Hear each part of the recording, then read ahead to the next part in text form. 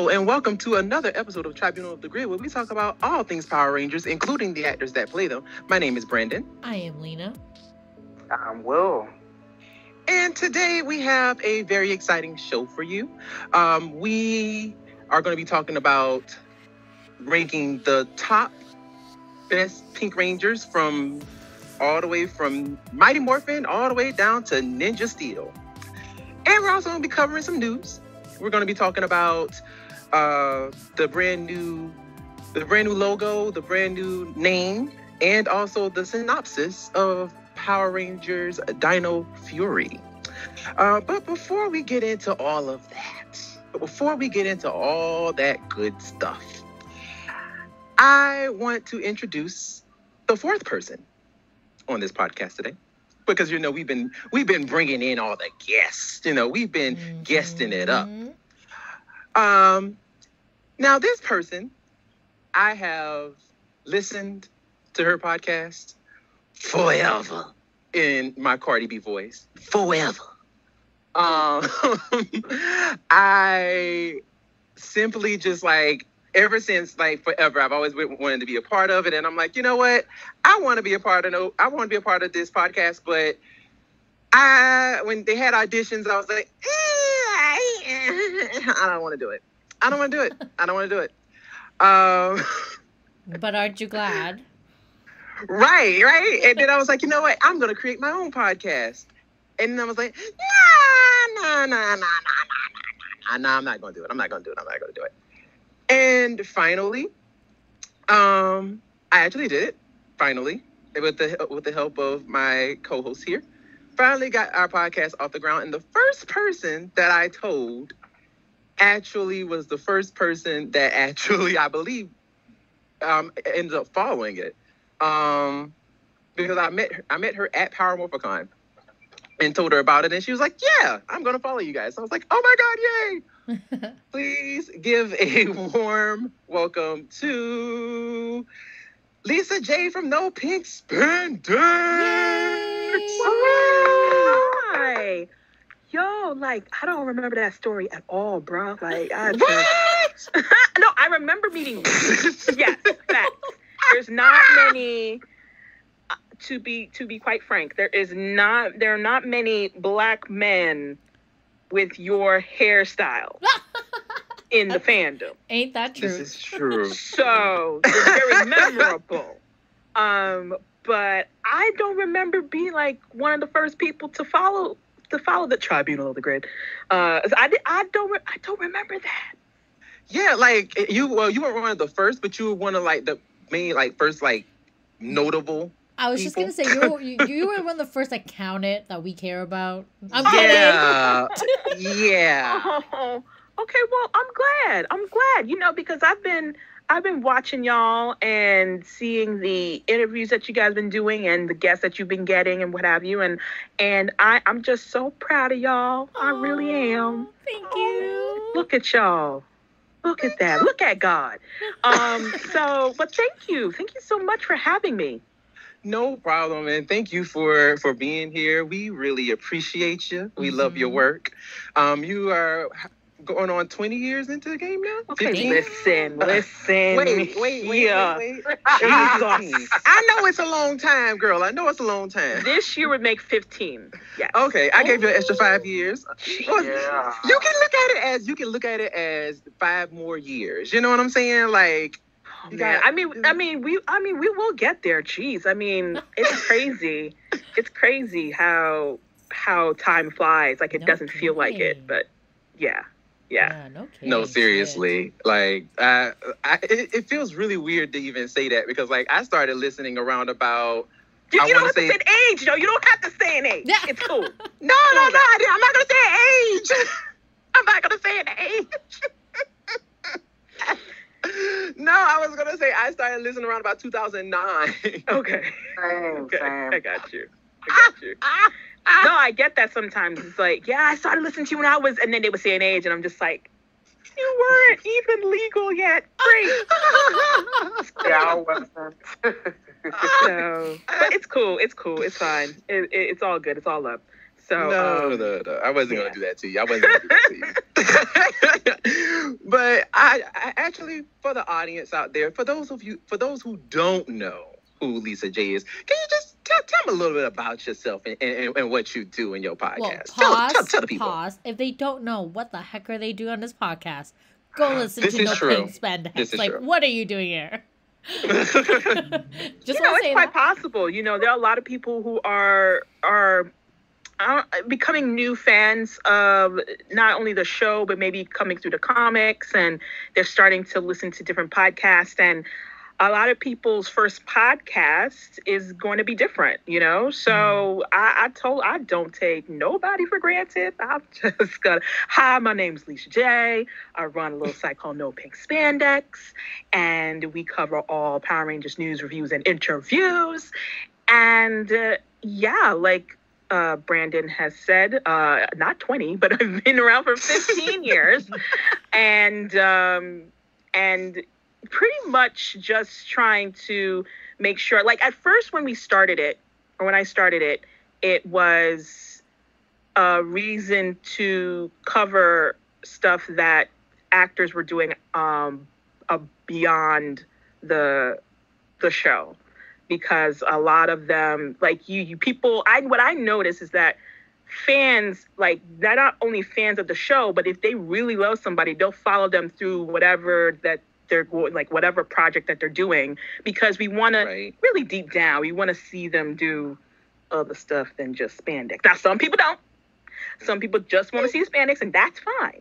But others want to see them in other things. And so that's why, like, I would start interviewing people and especially going to conventions and try to cover conventions and that sort of thing. That's how that all kind of germinated and started and became what it is today. So, you know, like to look back at some of the interviews that we've done, and people still come up to me to this day. It's like, oh my gosh, I remember when XYZ, or oh my gosh, I'm just like, oh, look, we did a thing.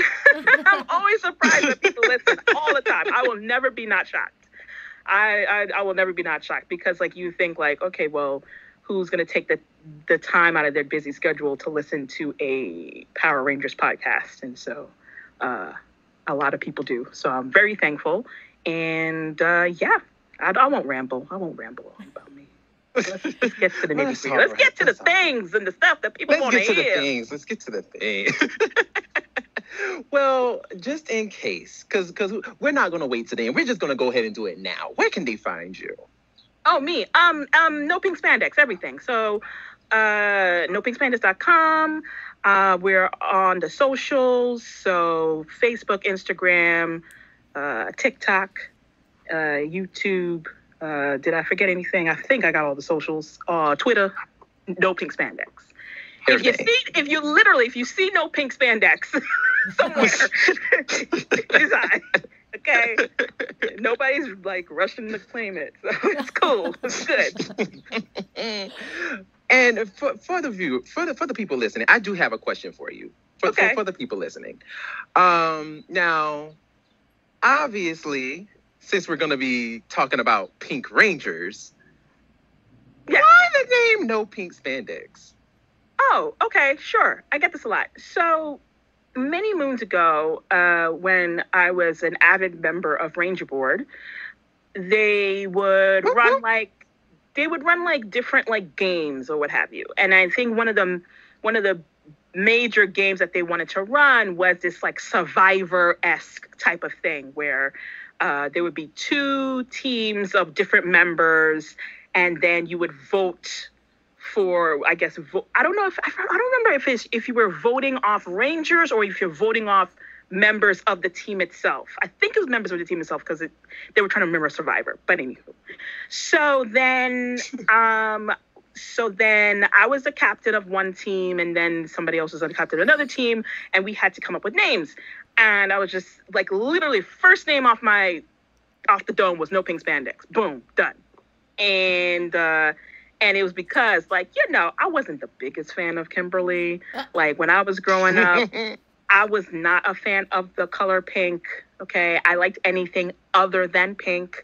I was so tired of going into stores and that's all they sold girls was pink things. I was annoyed. And so going into the show, I was just like, oh, that's a Pink Ranger. I don't like her. Oh, she talks like a Valley girl. Get out of here. Oh, she got my man. Ain't nobody got time for it. And so hence the name. Now, 15 years later, like literally, I just like ordered a bunch of clothes and they're all pink. And then it doesn't matter. Like it's cool. It's cool. Like now it's like I've leaned into like the irony of like my logo being very pink centric and everything. So it's fine. It's cool. Well, once again, like I said, we really do appreciate you being here, and we're very happy that you've come be on the show with us today. Really appreciate it.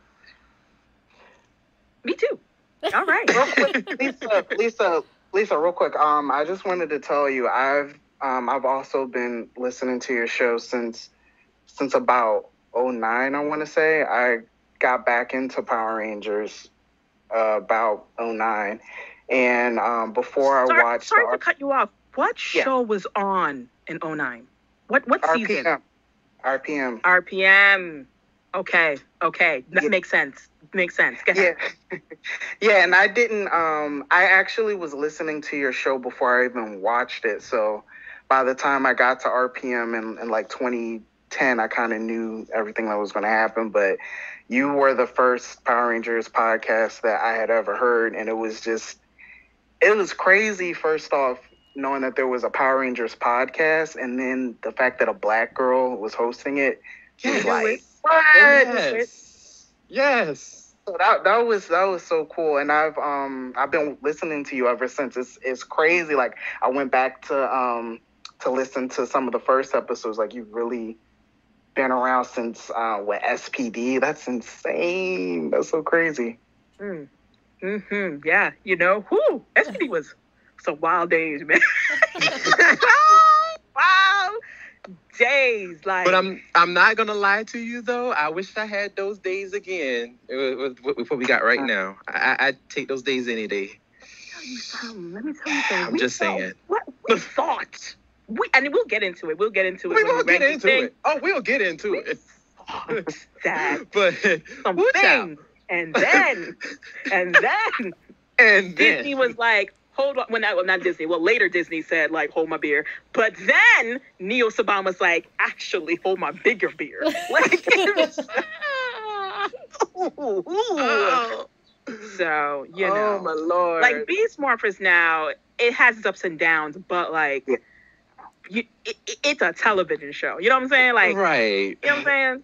So, I mean, Beast Morphers overall so far hasn't, like, viscerally made me want to, like, throw a shoe. You know? Like, it's good. No. Good. Oh, my God. Well, good, because I'm like, I mean, low-key, I feel like I'm having mood swings with Beast Morphers. It's like, one minute I'm like, yes! And the next minute I'm like, oh, my God. But at least you're having feelings, right? This is true. Yeah. There were seasons...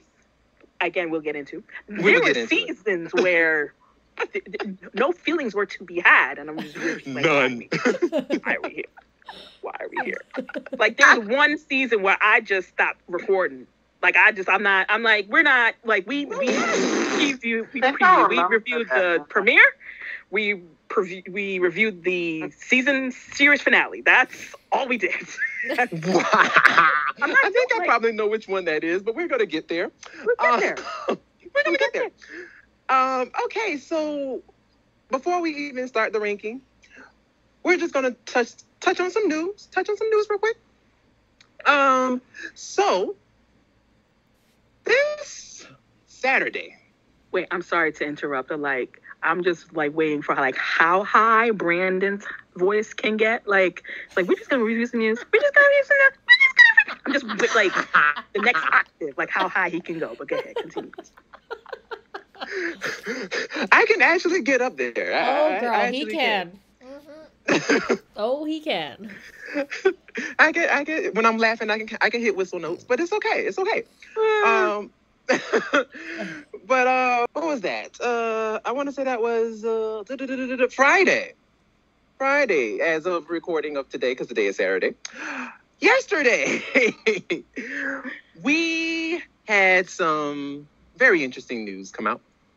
So Thursday, Power Rangers on Twitter had released a little tweet, a little tweet, promoting something that was going to happen very big on Friday.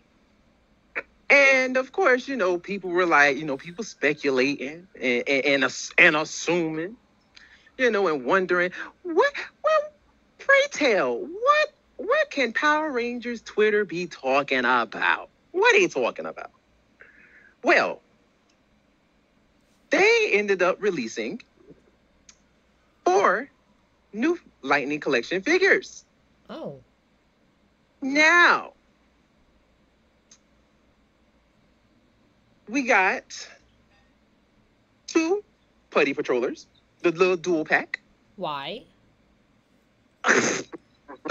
Whoa. Whoa. Oh, we gonna be like that though. All right. Why? Why isn't it a Z putty? Okay. All right. I see how we start now. All right. I was not expecting that, Lena. I wasn't expecting that. Get into it. Yeah. Wait. Wait a minute. Whew. Okay, that was funny. Psycho Green.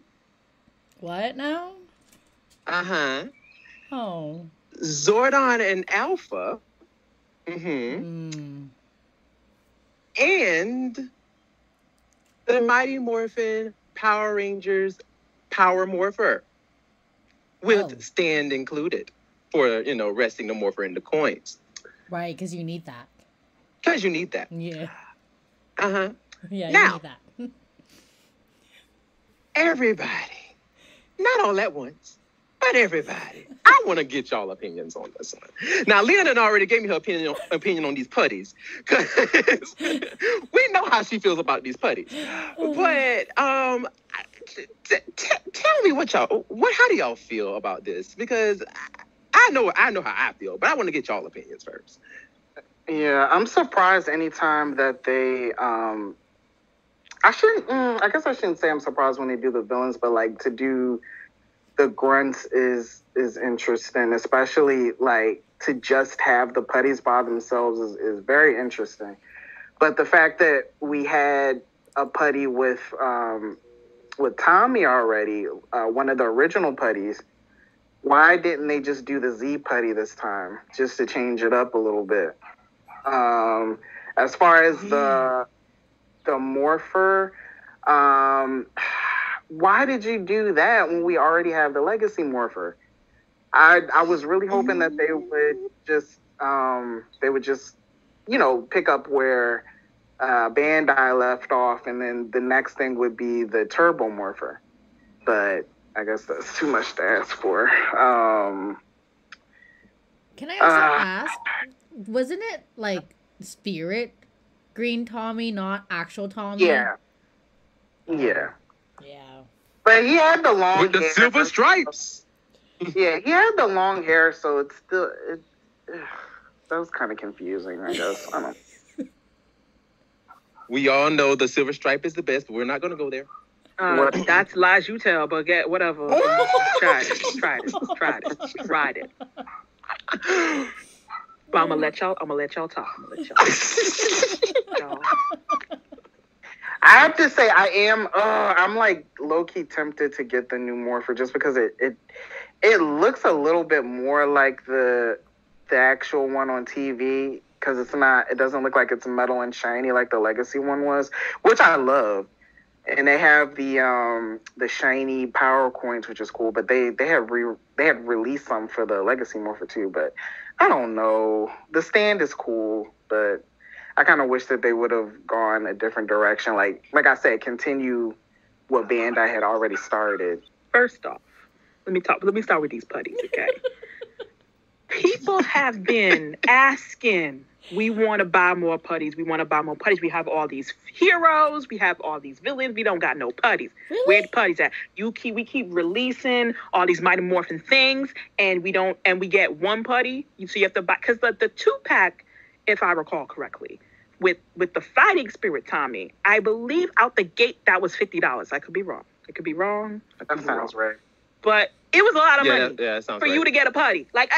Right. But there are people who actually still bought multiple. So now you're getting a 2-pack for, let me see here, I think it's $30. Yeah, $29.99. Okay, you're getting a 2-pack. Now, granted, right? Still $30, and then if people who tacked on the tax, and it's a lot. However, and they're going to buy multiple. And at the very least, you're able to get multiple putties, so that you have all these heroes, and you don't got no bad guys with them. So I'll give them that. You know what I'm saying? Cool, right? Because the people were asking. The people were like, we want more putties, and then they gave them more putties. Now, people saying, well, I want a Z putty. You know that's coming, right? But they want to get more money from you, okay?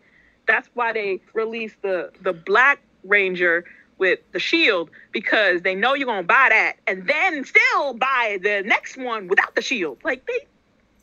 They know that you're going to buy it. So, and hopefully he doesn't look like Lou Rawls. Oh, jeez, that's more like Jermaine Jackson, but yes, Jermaine Jackson. What if the next one they sell, the regular one, is Adam and Zach? They could do that, actually. I see them doing that, selling an Adam one, but I hope so. But yeah, so you have that, right? So I get the putties. Cool. The Green Psycho, right? I was talking to a friend of mine, and they're like, "Why are they releasing him again?" This was an SDCC exclusive, was it? Or yeah, I think so. One of them conventions exclusives. And so they're not, you've noticed that Hasbro was like, no, we want the same money or more money than Bandai made. So you know what we're going to do? We're just going to re-release things that Bandai did. Okay? The same thing with the Power Morpher. The same thing with the Dragon Dagger. The same, re-release. Same thing with Draken. Re-release it, because we want that money. You got your money? Cool. We want our money. So I'm not surprised. Not surprised at all that they're going to release the green one, even though people want the pink one, because she actually did stuff in the show. Exactly. But, we got to release the green one, because comics, am I right? Okay. That one I'm more perturbed about. I'm just really though, really, you guys, really though, really, but it's cool, it's fine. Okay, right. So Power Morpher, yeah, it doesn't look like the coins themselves are die cast, but it doesn't look like the Morpher itself is. I guess hence why the $50 price point, but. I mean, the cool thing is that the lights change, depending on which coin you put in. So if you put in the pterodactyl coin, the lights will be pink, and So I really want to see that in person, and see how that goes and see how that works compared to the legacy morphers, because I have so many, and so therefore, I would love to do a comparison of that. But let's just talk about. Let me talk about this Alpha and Zordon. Girl, can we talk I'm saving mine for that. But go. Can we just talk about the Alpha and Zordon now? Girl. I am happy for David Fielding that he has a Zordon to be proud of. The last one, it was looking a little Patrick Stewart-ish. Didn't really look like a Zordon, but okay. However, this Zordon, I just don't understand why they always have to F up Zordon. What is the deal? And this is not the Zordon of Mighty Morphin. This is the Zordon of Zeo. Zeo? Now, am I happy that it's the Zordon of Zeo? Absolutely. However, it is mislabeled. It is not the Zordon. It is not of Mighty Morphin. So therefore, that's number one. Number two, I mean, if I wanted an Oompa Loompa as Zordon, I would have gone over to the chocolate factory and get me one. All them Oompa Loompas. I would have done that. Okay? But here we are. Okay? And I mean, I don't really have much problems with Alpha. I mean, sure, like, could he had more paint application? Of course, sure. The teddy bear is a nice touch. It was part of the show. Cool. Fine. Let's get back to Zordon. And how terrible. Like, I mean, it's just, I don't understand why it's so hard. Why? Why is it so hard to make a Zordon that doesn't look like garbage? Because the Alpha looks so cute and it's great and the whatever, and then it's next to, it's as if, like, it's just better that, like, Zordon, I mean, and especially because it's not in scale, so it doesn't really make any sense. And so then, like, it's as if they should have had, like, you guys are familiar with the HasLab thing that Hasbro has? You familiar with that? Yes. So yep. it's as, well, I am.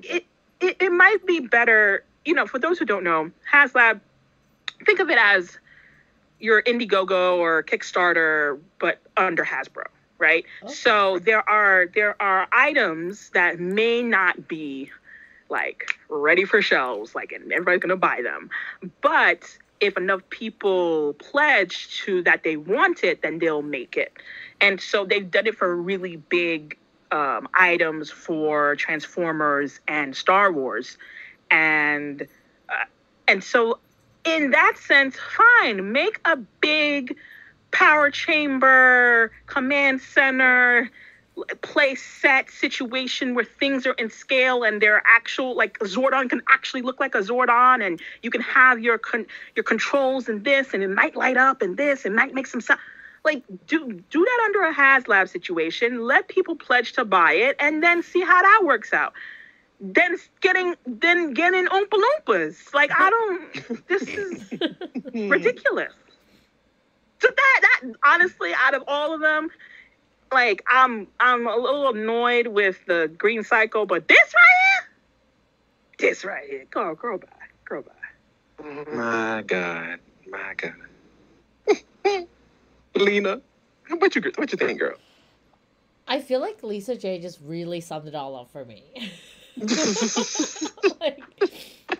like, okay, I didn't realize that a lot of people were looking for putties. I thought that, you know, I think that's kind of silly, because I thought the whole idea of these collections that we were collecting them and leaving them in the box. So I didn't realize we were playing with these toys now. Oh yeah, no, it's a thing. It's definitely a thing. So you know what? Yeah, I did not know that. So I learned something new, and I'm surprised. So that actually explains a lot as to why we're getting these putties. Though I still think they're a bit of a ripoff for their pricing. But you know, that's just me. It's like green. Yeah. It's $20 for putties. I don't need to pay $30. I'm just saying. Yeah, no, I'm just saying. Yeah, I agree with that. I think it's a little pricey there. And Psycho Green, I'm sorry, but literally everybody does not read the comics, doesn't even know there was even a Psycho Green. So I bet you there's some people out there like, why is there a green Psycho Ranger? And why is there so many of them? Oh, you know what? And I'll add, there are certain exclusives, yeah? Yeah. So you have the Morpher and Alpha and Zordon, they're Walmart exclusives. Psycho Green is a Hasbro Pulse exclusive. Oh. So that's what I read. I believe so. I hope I'm not wrong. But I think maybe that's why.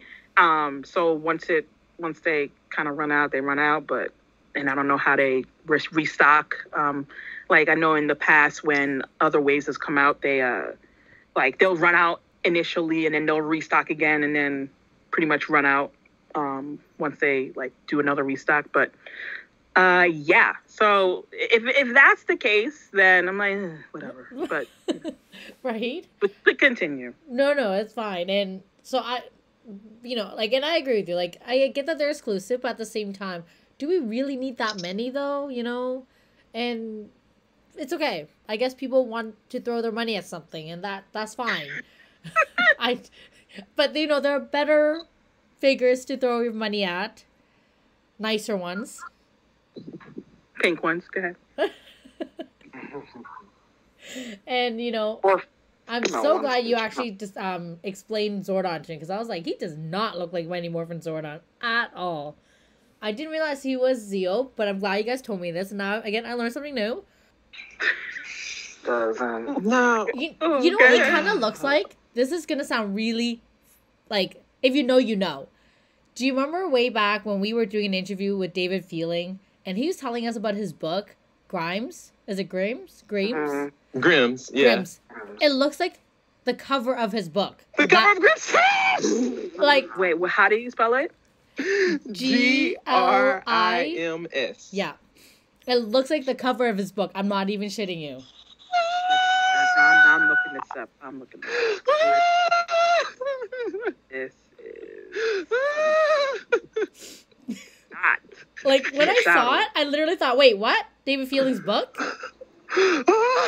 You know, that'd have been funny if they actually took that actual, like... Character, Lincoln? Yes, that character, Lincoln, and just did, like, a facial scan.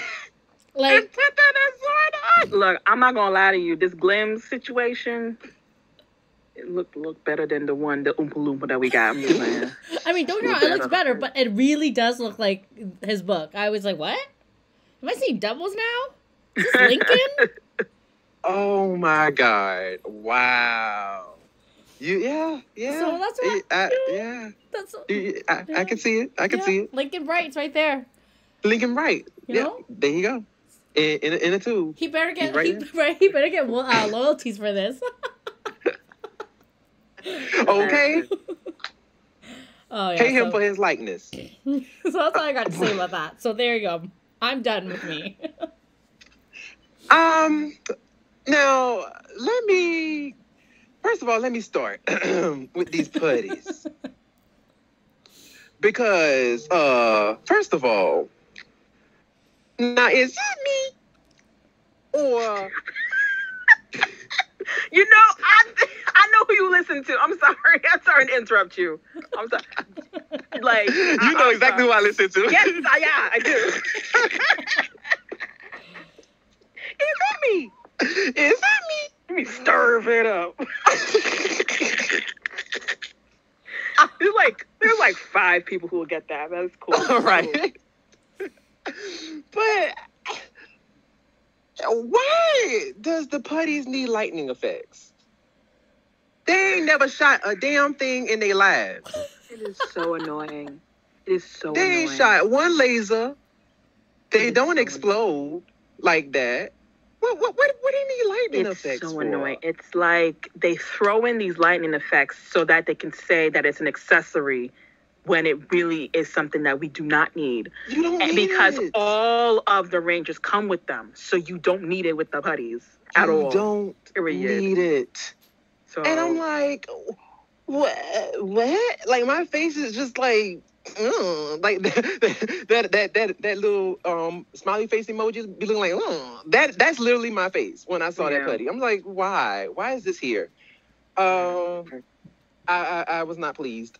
So there's that. Psycho Green, literally. Okay, so when I was doing the post for the Lightning collection, okay, so on Hasbro Post's page, there was an actual video that had Loretta Masters actually talking about it and doing kind of like a description for each thing, and she was going into details about like how the things were created, blah blah blah blah blah.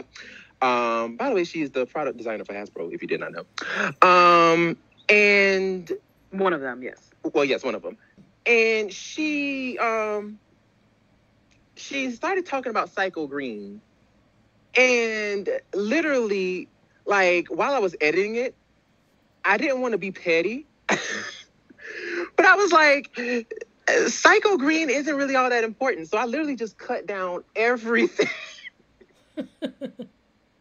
I cut down everything she said about Psycho Green. And she was just like, Psycho Green, he's among all the.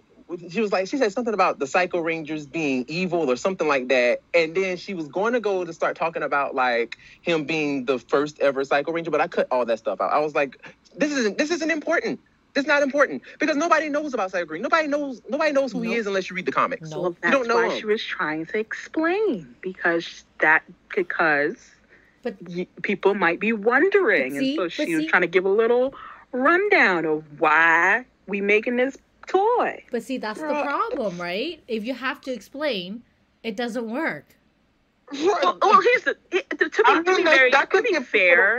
be fair, like the people who are buying it are the people who read the comics. So this is true. Like you explaining it in some video is kind of null and void. Like yes, you know who he is. You know what I'm saying? We know who he is. So it really that video really isn't for the people who already know. So let's just be real. Go ahead. And for people that don't know, if they see a Green Psycho Ranger, they might look into it and then be like, "Oh, there's a Power Ranger comic," and they could start reading it. But wouldn't they be a little too late at this point? I mean, Psycho Green has already been released. I mean, it doesn't matter if people don't know about the comic already. They could learn about it and start buying it. Yeah, because we need more people to buy the comics because the comics are great. True. They are. They are. Very true. Yes, they are. But, you know, I said what I said. Stupid.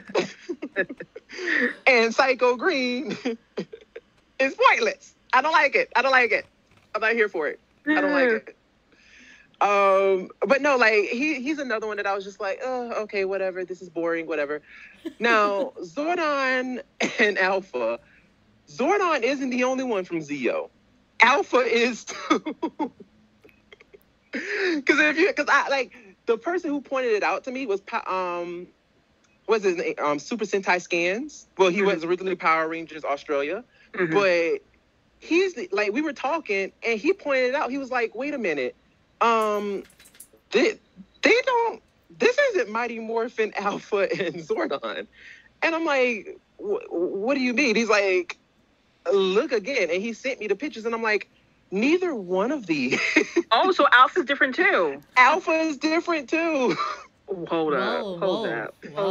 Girl, roll that beam footage. Hold the phone. I didn't even know this. Because I only remember Alpha being different in Turbo because reasons, right? But really in Zeo too, man. I don't be paying attention to Alpha that much. I guess not. Yeah, he looked a little upgraded. A little upgraded. Okay, makes sense. Okay. He looked a little upgraded. That is so hilarious. I'm sitting here like, what? So y'all just mislabeling stuff, huh? Y'all, that's what no, we doing? Well, they know what they know exactly what they're doing. Or do like, they? What's going to sell? Mighty Morphin? Zeo. Mighty Morphin. Like literally, even with the comics, they're just like Mighty Morphin Power Rangers, and then in space, so something. Like, okay, all right, you guys, we get it. Right. We get it. I'm just like, what?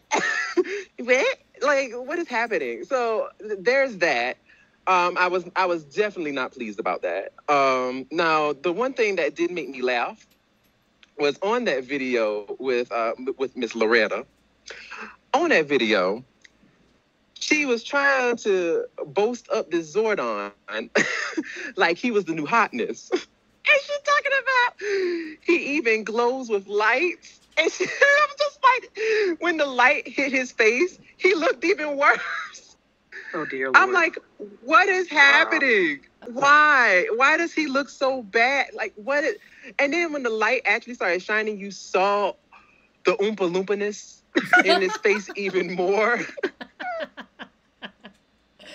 it looked creepy. And I'm just like, what is this? What is this foolishness? I could not take it. I could not. And lastly, the Power Morpher. Listen, I kind of knew it was going to be the Power Morpher. Like, I wasn't surprised.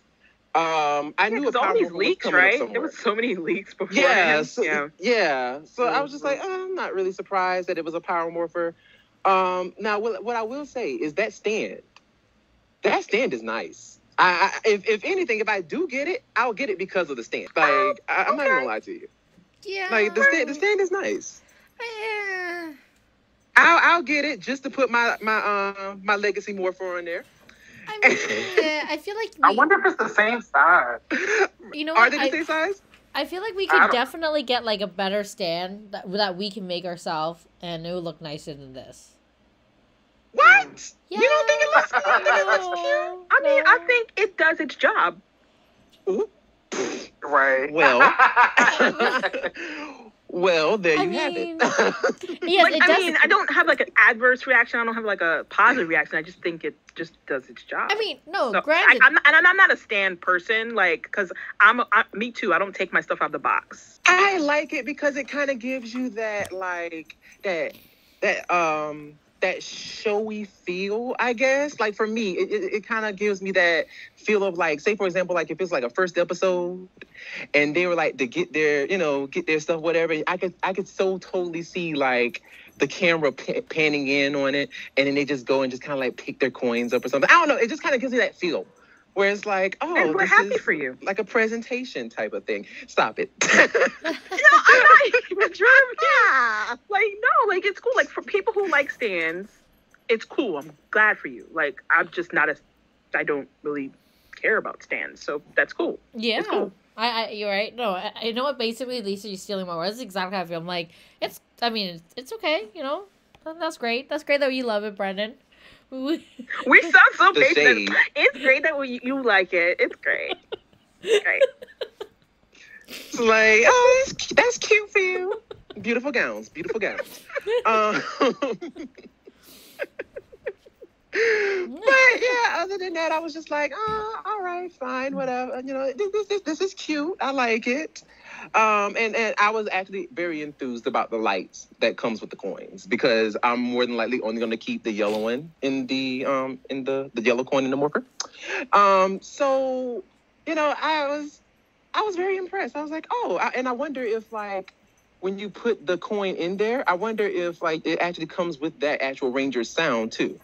Well, it does say that each of the die-cast power coins unlocks lights, sounds, and phrases inspired by one of the original Power Rangers. Ooh. Oh, okay.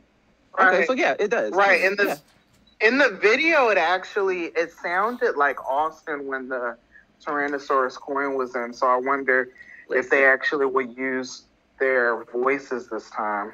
Listen, How Right, much instead is of the stand a going for? computerized person. bro, when the Legacy Zeonizer, was it a Don't even get me Zeonizer? started. Yeah, like Girl. a friend of mine who's a voice actor. He, you get like auditions coming through, and he saw the audition for the tour, yeah, and he went for it, and he ended up not getting it, but yeah, and so I was like, so from that, I already knew even before the toy came out, I'm just like. The rage. The rage. Are you serious? The rage. Yeah. So- Yeah. wow. And you literally have sound bite clippings you could use from the original actors, but See, you 'cause I don't know how licensing works in terms of using sound effects from the show in terms of their voices. I don't know how that works. There has to be a reason as to why they chose to hire voice actors for their toys who sound like the Rangers. So there has to be a reason. Remember when that it was a Ford commercial that came out like a few years ago, and it was yeah. So like it was a White Ranger. I forgot which season that the episode was from, but. Like, the reason why it sounded so much like the Rangers is because they literally hired, like, Jason David Frank, Karen Ashley, like, they hired them to do those voiceovers. So, right. you just can't be using my voice for anything and everything. Okay, you need to get that coin. And why are you gonna pay the coin to the actual people when you could just hire a voice actor for like some hundreds of dollars and call it a day? That is wow. That's so jank. Mm-hmm. It is, and oh man, I was kind of mad, but I wasn't too mad because, like, again, my toys stay in my box, so it's cool. Like, I can look at them. I don't really play with them like that. So. I'm just mad at the fact that they had to get, some Karen, Hannah sounding looking woman to voice my illustrious, beautiful Nakia as Tanya, though. Oh, I thought you were like, wait, they hired Karen Ashley to play Nakia? Like, what? I'm like, no. I'm sorry. Yeah. No, that would have been a trip. Yeah, I forgot which voices sounded the best from the Zionizer. It's been a while, but like, yeah, Nakia was not great. Not great. Nakia's one was not great. Like, it was like, there was like, most of them were like not great. You know what I'm saying? Like, sorry. Not even close. I was like, what? What is this? Yeah. So yeah, I'm actually excited about the Power Morpher sounding actually like the actors. That would actually be really, really cool. So yeah. Then now, mind you, just to put some things into perspective. Now, when all of this news came out, when all of this news dropped, I literally I chat my homies, and I was like, hey y'all, I'm gonna go ahead and do the posting for the Lightning Collection stuff. I'll handle it. It's all good, right? Right. All right. So while I'm doing that, I made sure I checked Power Rangers Twitter at least a good 7 times. Because I was like, I don't want to miss that last bit of news. Because it was 5 things they said in total. And I was like, okay, we got the 4 Lightning Collection things. Lightning Collection things. What is that 5th thing? I don't want to miss it. I must have checked that Twitter a good 7 times. Over and over. Over and over again. just over and over. And I'm like, there's nothing there. I'm like, okay. Nothing there. Okay. There's nothing there. Now, so I'm working on the post and everything. And as I go to post it, bam! All of a sudden, Power Rangers Dino Fury, Power Rangers Dino Fury, Power Rangers Dino Fury. I'm like, what is happening? How did I miss this? How did I miss this? And literally, people have been posting it for like 20 minutes already. And I'm just like, he said 20 minutes. I'm like, what is happening? How did I miss this? Literally, I'm sitting here like, are you freaking kidding me? How? So if you did not know, you are under a rock, but we will tell you if you did not know. So the last bit of news that they released was that Power Rangers Dino Fury is the new name for Power Rangers Season 20. You have to say it correctly, Brandon. How do you say it? Here come the Power Rangers Dino Fury. That's how you say it. I was just going to say, Brandon, how do you not know?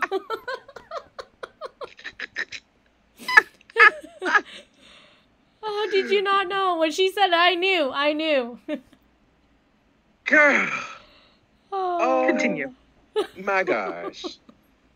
Y'all, what's the Dino Fury? What? They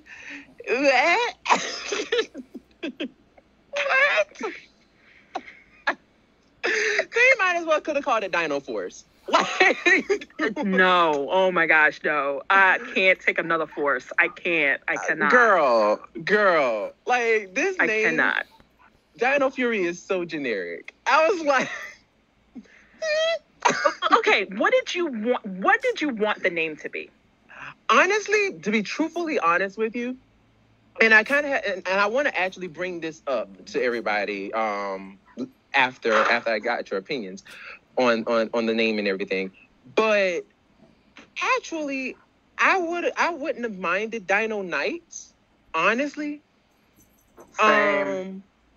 I agree. But the thing is, I don't know if they were going to actually lean into the night theme.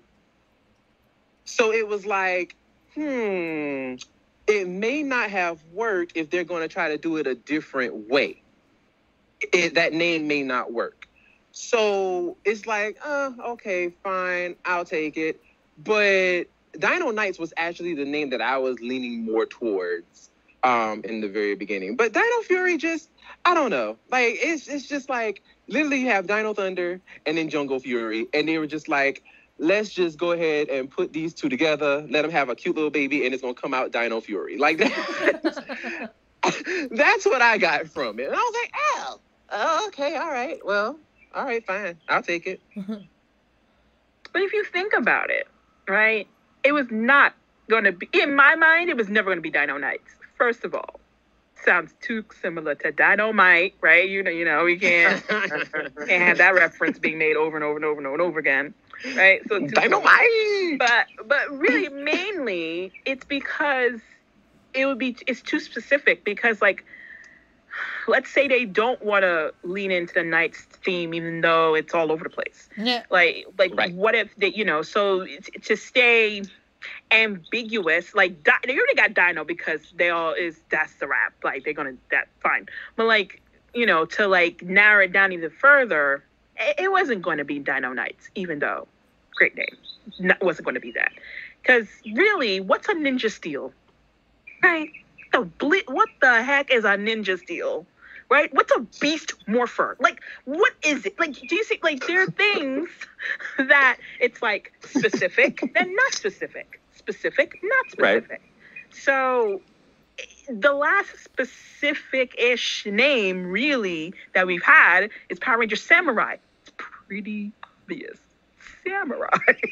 Here you go. This is what you're getting. So... am I surprised? No. But Fury? Again, apathetic. I mean, I could have settled for a Dino Storm. If we're gonna do Dino Fury, Dino Storm. Oh boy. Dino Storm something, Girl, I don't know. But y'all, what y'all think? Wait, how y'all feel about this name? Well, I was annoyed. I don't want to. Well, when they decided to do the Dino theme again, I was kind of like, really again?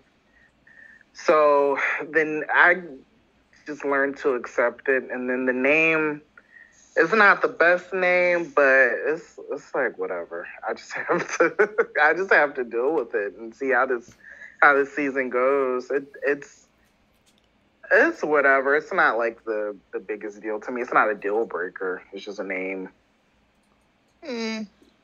Lena.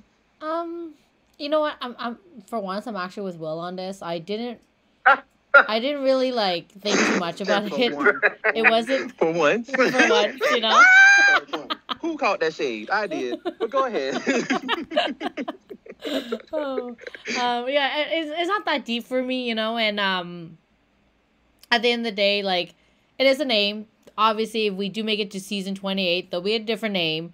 And Lisa is correct when it's very narrowed down to a certain theme. So if you're gonna call it, Dino Knights, obviously it's gonna have to be the Knights theme, right? And they might not even do that.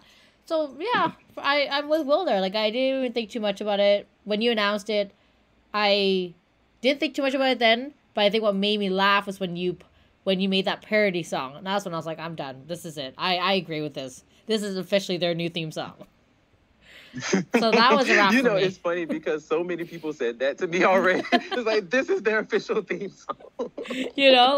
So when I think I was busy all day that day, so I didn't even think too much about it when it got announced, and so then by the time you launched the parody songs, when I was like, that's what I think I gave the most attention, and I just was like, yeah, that's it.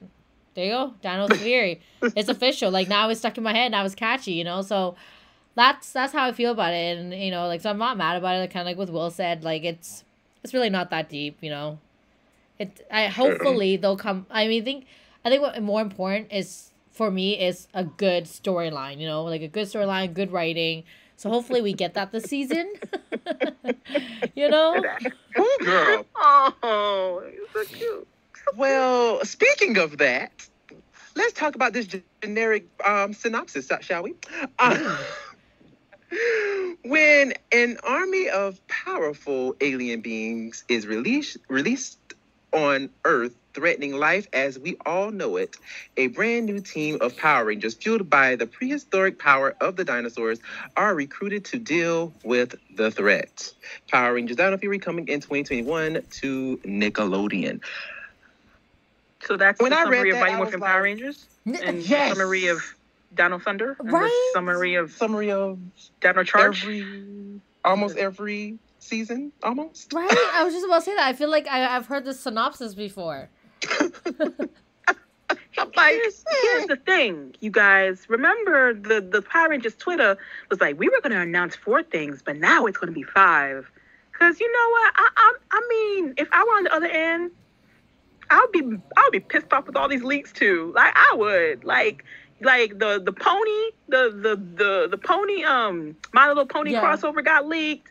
The Morpha got leaked. Like so many leaks. Omega, like there's so many leaks, bro. So then my question becomes, who's leaking all of this?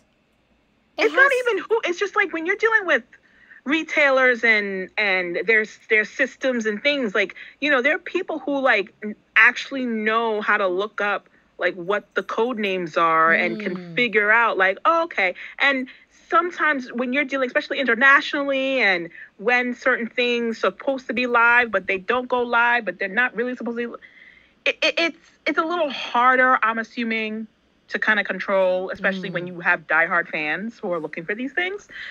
However, right, if I were on the other end, I would be highly annoyed. So I don't think that they were planning on talking about what the next season was going to be, what the name was, and they were just like, all right, normally when we announce these things, there is some kind of essence of what the season is going to be about.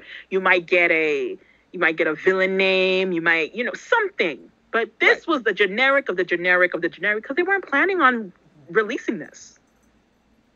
They couldn't have been. Because it literally was the most generic synopsis ever. It's like pretty much every season is this, with the exception of like maybe dealing with like demons or, you know, something from like the actual Earth itself. But for the most part, they're always fighting aliens. It's like, okay. I was expecting something a little more specific, but okay. It's like a team of colorful spandex robed people will fight these beings in rubber monsters. Like, I mean, it's like you're describing Power Rangers. It's cool. Like, we get it. It's cool. Listen, I was just like, wow, guys. Wow.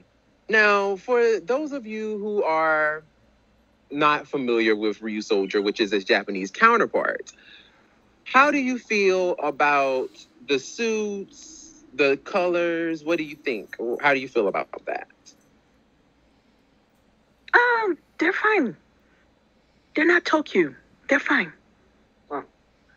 I'm sorry. Let me spell out Tokuger. Okay, Tokuger was a hot mess.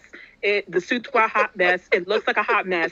I don't know where they're going. That ain't nobody got time for that. They slept when they designed that. That was a hot mess. So anything is better than that. Wow.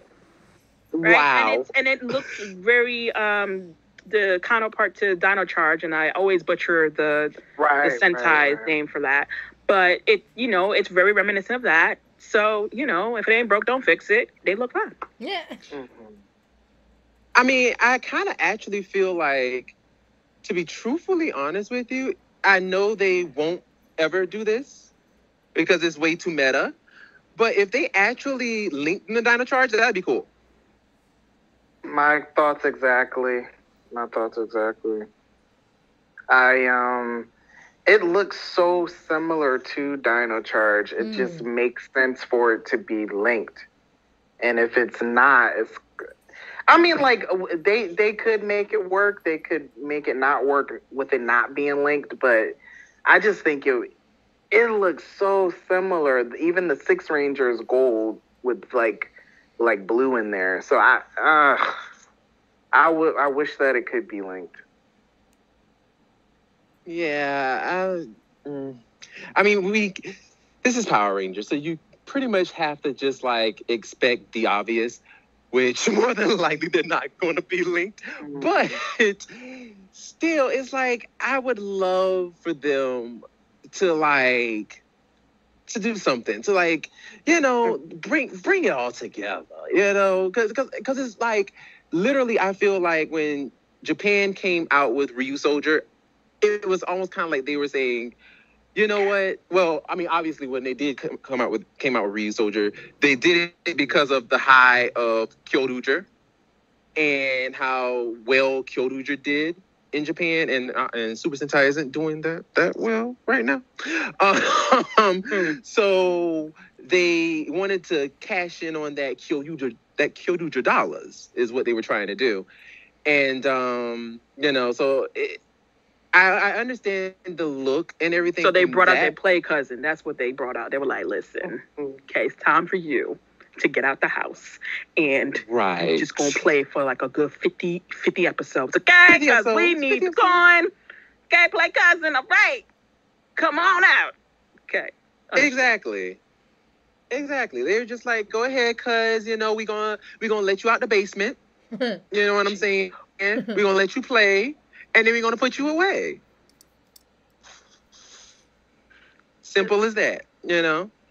But yeah, I mean, I can see it and I understand it. So it's like, okay, fine. But I don't know. Like, I just feel like it would be a wasted opportunity if they didn't try to link the two. Like, I mean, at least try, you know? But that's neither here or there. But we are going to go ahead and move into the main event.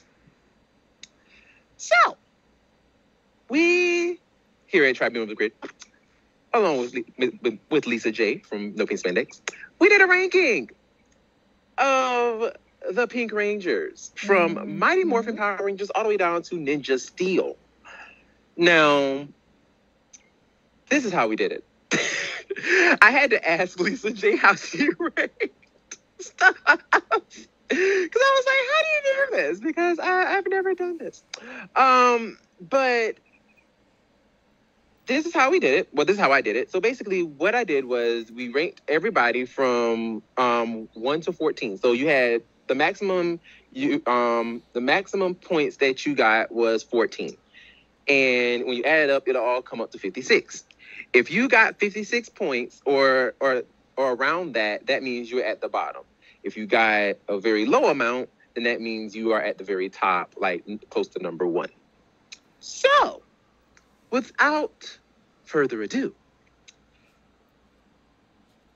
here is the list that we came up with. Now, first of all, I think the first one is obvious. Coming in at number 14, we have Emma from Power Rangers Mega Force and Super Mega Force with 55 points. So literally almost everybody voted for Emma as the word. I mean, she didn't really do anything. She wore the same outfit. Listen.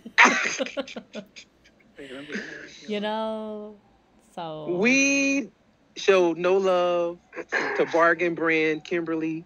We showed no love to her. Oh, okay. Got you. You know, I always mix up Emma and Mia. My bad. So, you know, okay. Got you. I was like, wait a minute. You like Mia more than... Listen, okay. They are interchangeable. Pretty much. The only reason... Because Mia is Samurai, right? Yes. Yes. Yeah. The only, like, literally why she was my bottom, like, my bottom,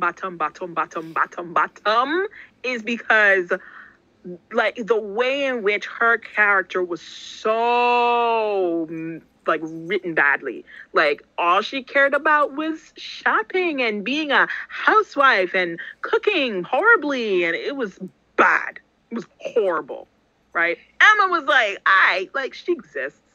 She's not, like, annoying. She's not, like, you know. But, like, Mia was actively bad. Like, I felt sorry for the girl. And that's why she don't want nothing to do with us in real life. So, I get it. Like, girl. It's true now. Like, girl. Like, I don't even hate on her. I'm just like, girl, I get it. Like, they did you wrong. Like. They did. So. They did her sour. That was really jacked up. Now, I wasn't too surprised because I was like, when I got the list, I was like, this is interesting, but it makes sense.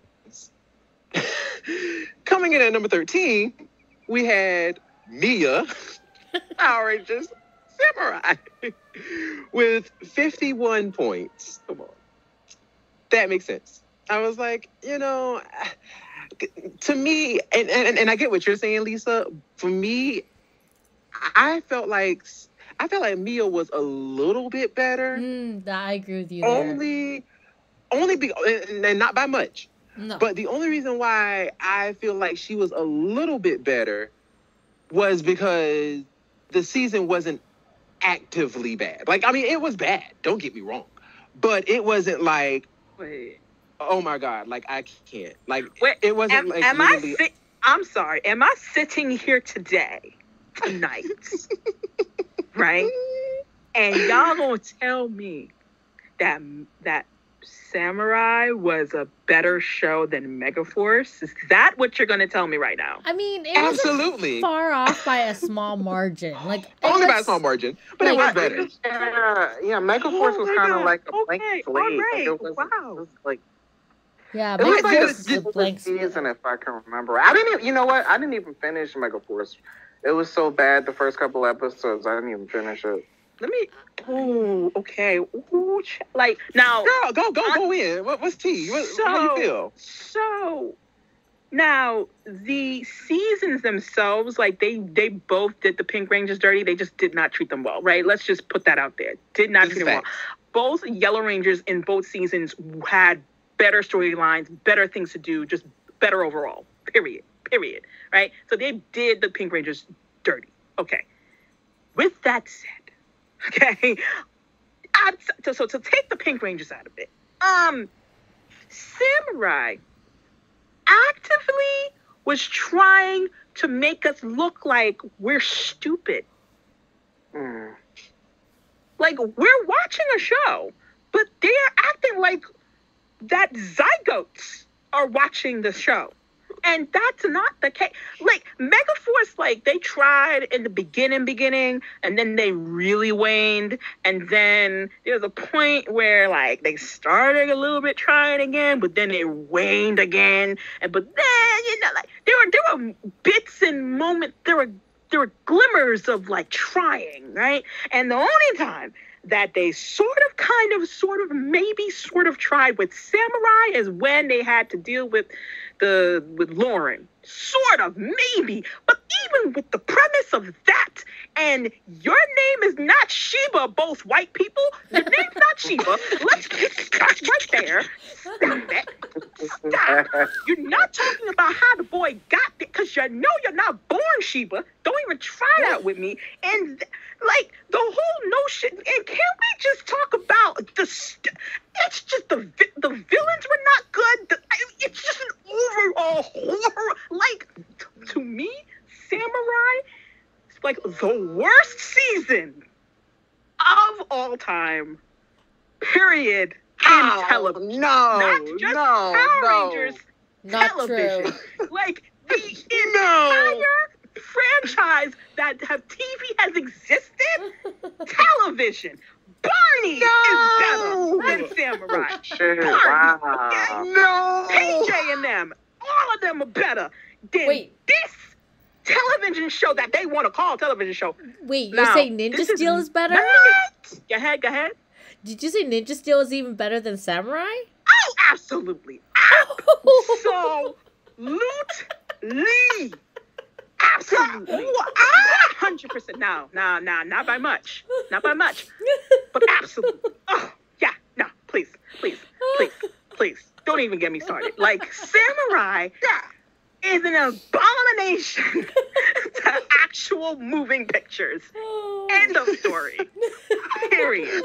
Girl, no, I am gagged. I am like legit gagged right now. Okay, because, well like, then regroup yourself, because I'm gonna gag you again. If you would pay me to watch Samurai, I would not do it. It's not happening. Wow. You could not pay me to watch that again.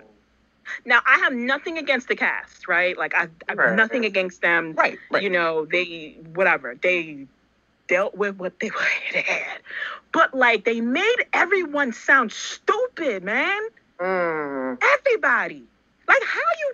And now, right now, like, they don't have the greatest track record in terms of people who are convicted or in jail. So it's just... However, before all that happened, before all that happened, like, you know, the notion of having, like, the sensei type of figure, you know, like, it would have been great if he did stuff. Like, there might have been one episode where, like, he actually did a thing, but he didn't do a damn thing. Like, it's just a horrible show. All around. The villains are horrible. Like, that's the thing. You could be like, okay, well, the Rangers not that great. They're kind of cheesy, whatever. But the villains, okay, they're kind of... Not even the villains are good, bro. It is a horrible show, and that's why... And that's part of the reason. And then when the Pink Rangers had no effect on that in terms... And then they did them so dirty even with that. Like, that's why everything Samurai is at the bottom of my list, bro. Sorry. Wow.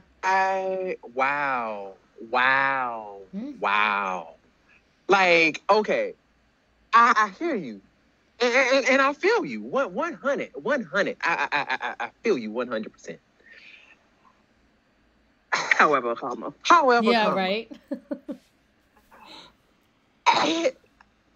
When it comes to Megaforce, I couldn't even say it because I was just like, good God. When it comes to Megaforce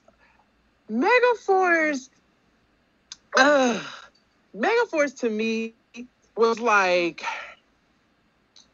what's a good analogy for Megaforce for me? Megaforce for me, perfect analogy.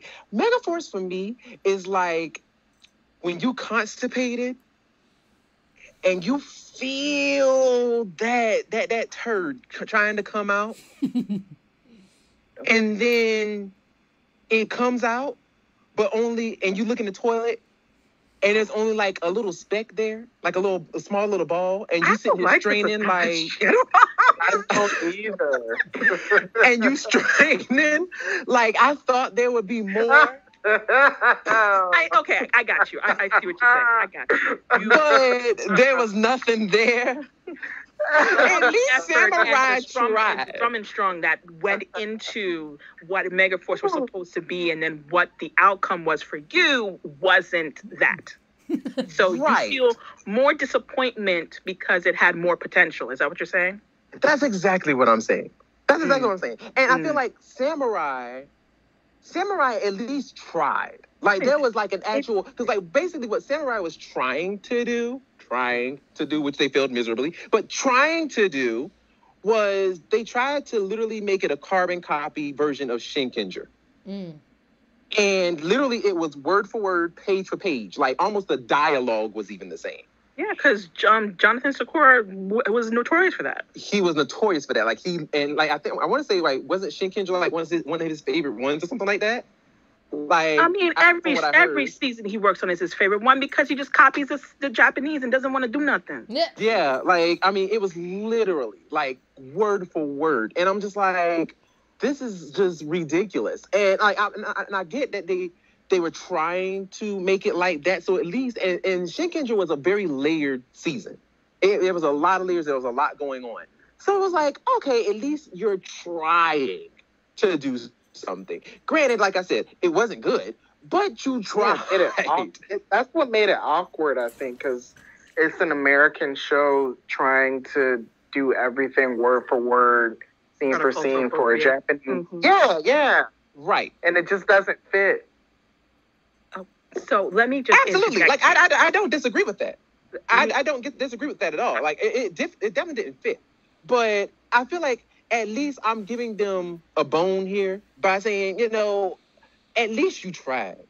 Megaforce just felt like we're literally just going to copy Mighty Morphin with the same archetypes and everything, and here you go, guys. and that's it. Like literally, they did nothing. Okay, all right. Gia, I can't sit here. I can't. I know I'm trying to work on not talking over people, but I can't sit here and let you lie. I can't. Girl. No. Now you know they ain't did nothing. Gia don't even have a storyline, girl. Gia ain't did nothing. Brandon, you know you just like explained the same thing for both seasons. Only one copied from Asian folk and one copied from American folk. You know, you just said the same thing, right? So, like, what's worse, right? A sort of not watered down, not great copy of something that we've already come up with, sort of a little bit, or literally trying to water down something that is culturally important and relevant to a completely different culture across the world. What's worse? I'll answer it like this. Child, I'll answer it like this. I'll answer you. Because you know what the answer is. But answer my question. I know what the answer is. I definitely know what the answer is. But I'm going to put it to you like this. Are you going to answer? Go ahead. You're all right. So, with Samurai, now granted, Samurai is the worst when it comes to that. Absolutely. It is. It's actually, what's the theme of the show? So therefore, it's that, like, that's what I'm saying. No, Power Rangers, white kids with problems, right? That's not the theme. The theme was Samurai, and they took a show and they culturally appropriated everything, ripped out everything that was interesting, made it horrible, wrote the characters were more horrible, and then with the Pink Ranger, treated her the worst out of every Power Rangers season we have ever had. Trying to get back us onto the Pink Ranger rankings. Ever had. I know, but it's okay. We can agree to disagree. It's cool. We got a lot more people to get through. We do. However, you know I'm right though. It's cool. We can move on.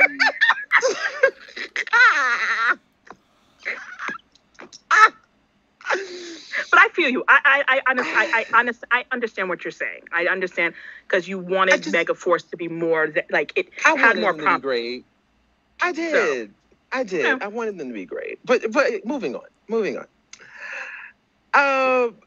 So coming in at number 12, we have Vita, the Pink Mystic Force Ranger, with 43 points.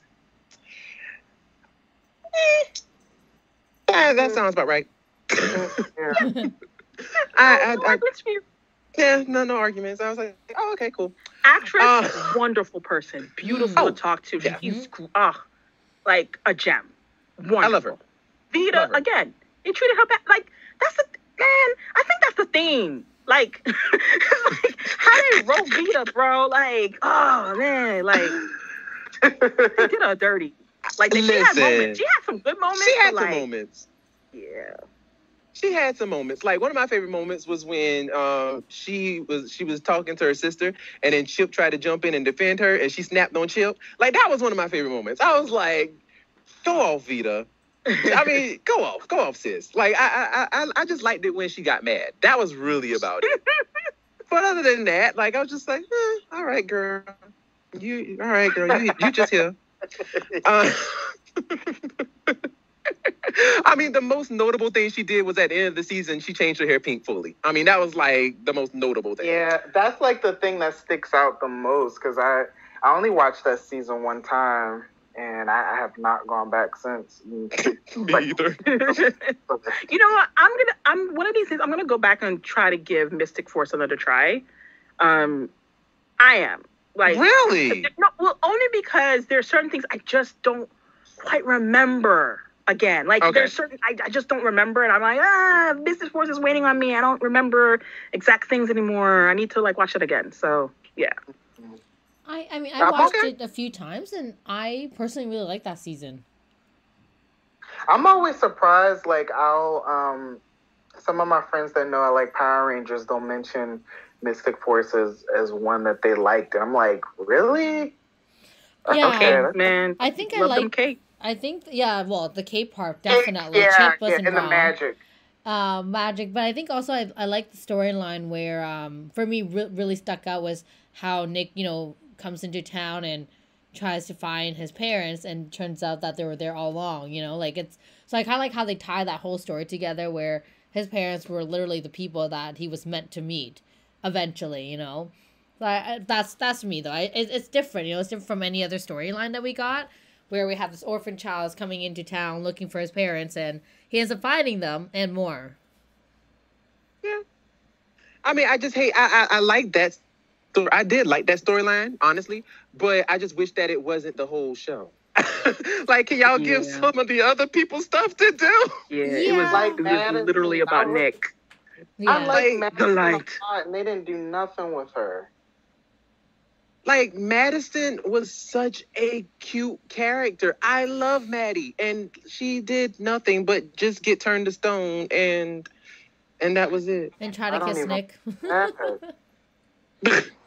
Yeah, I remember the I don't know if it was promos or like there was these little like videos where like she would be doing her little documentary like each of the Rangers, I think, or something like that. I don't know. Yeah, I liked that aspect, and then they just dropped that completely for the show. Completely. Like, yeah. So Yeah.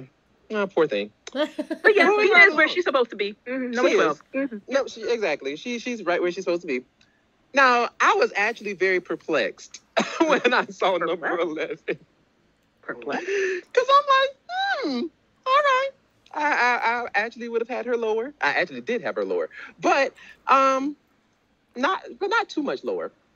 Number 11 goes to Sarah Ninja Steel Pink with 42 points. Really? Oh, I have her much higher. What? I had her for number 12 instead of Vito. I had Sarah. I had her definitely at the bottom. I just don't remember which order. Yeah, I had her. I like her. Okay, I'm not gonna lie. I had her like number 10, so it's not really far. but I mean, I had her at number 8, and I actually think that is a little bit too high. I probably should have done 10, but I did like her. I like Sarah. I did. I mean, I didn't like her like out of all of the newer Pink Rangers, like I like her I guess Shelby's in there too. Yeah. But like it's like Shelby Sarah for me. You know what I mean? So like I actually liked Sarah. I didn't have any problem. I wish that they did a little bit more with her in terms of her character per se, and not just like I'm having problems being smart. You know what I mean? Like, okay, right. That was the part that got me. That's what irritated me with her character. It was like they didn't know when they wanted to make her be smart. Because it was obvious she was supposed to be like the tech genius, the tech whiz of the team. But it's like, y'all literally, like, if this girl's supposed to be like Billy smart, like, why is she failing a simple exam with an elf? I was about to say that. That didn't make like an elf. Like, they retconned her smartness by doing that. That didn't make any sense at all. An elf. Everybody can have a bad day. An elf, though?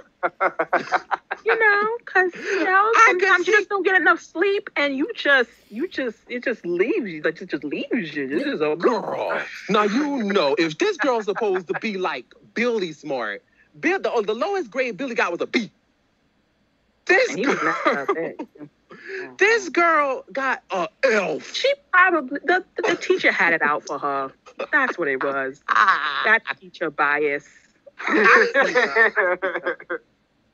Like, I feel you, Sarah. I'm with you. You know, we can all have bad days. It's all good. It's girl. Fine. No. I can't agree with you there, sis. No. I'm like, that just completely killed her entire character. Like, what? Come on. Not one F, you guys. Come on.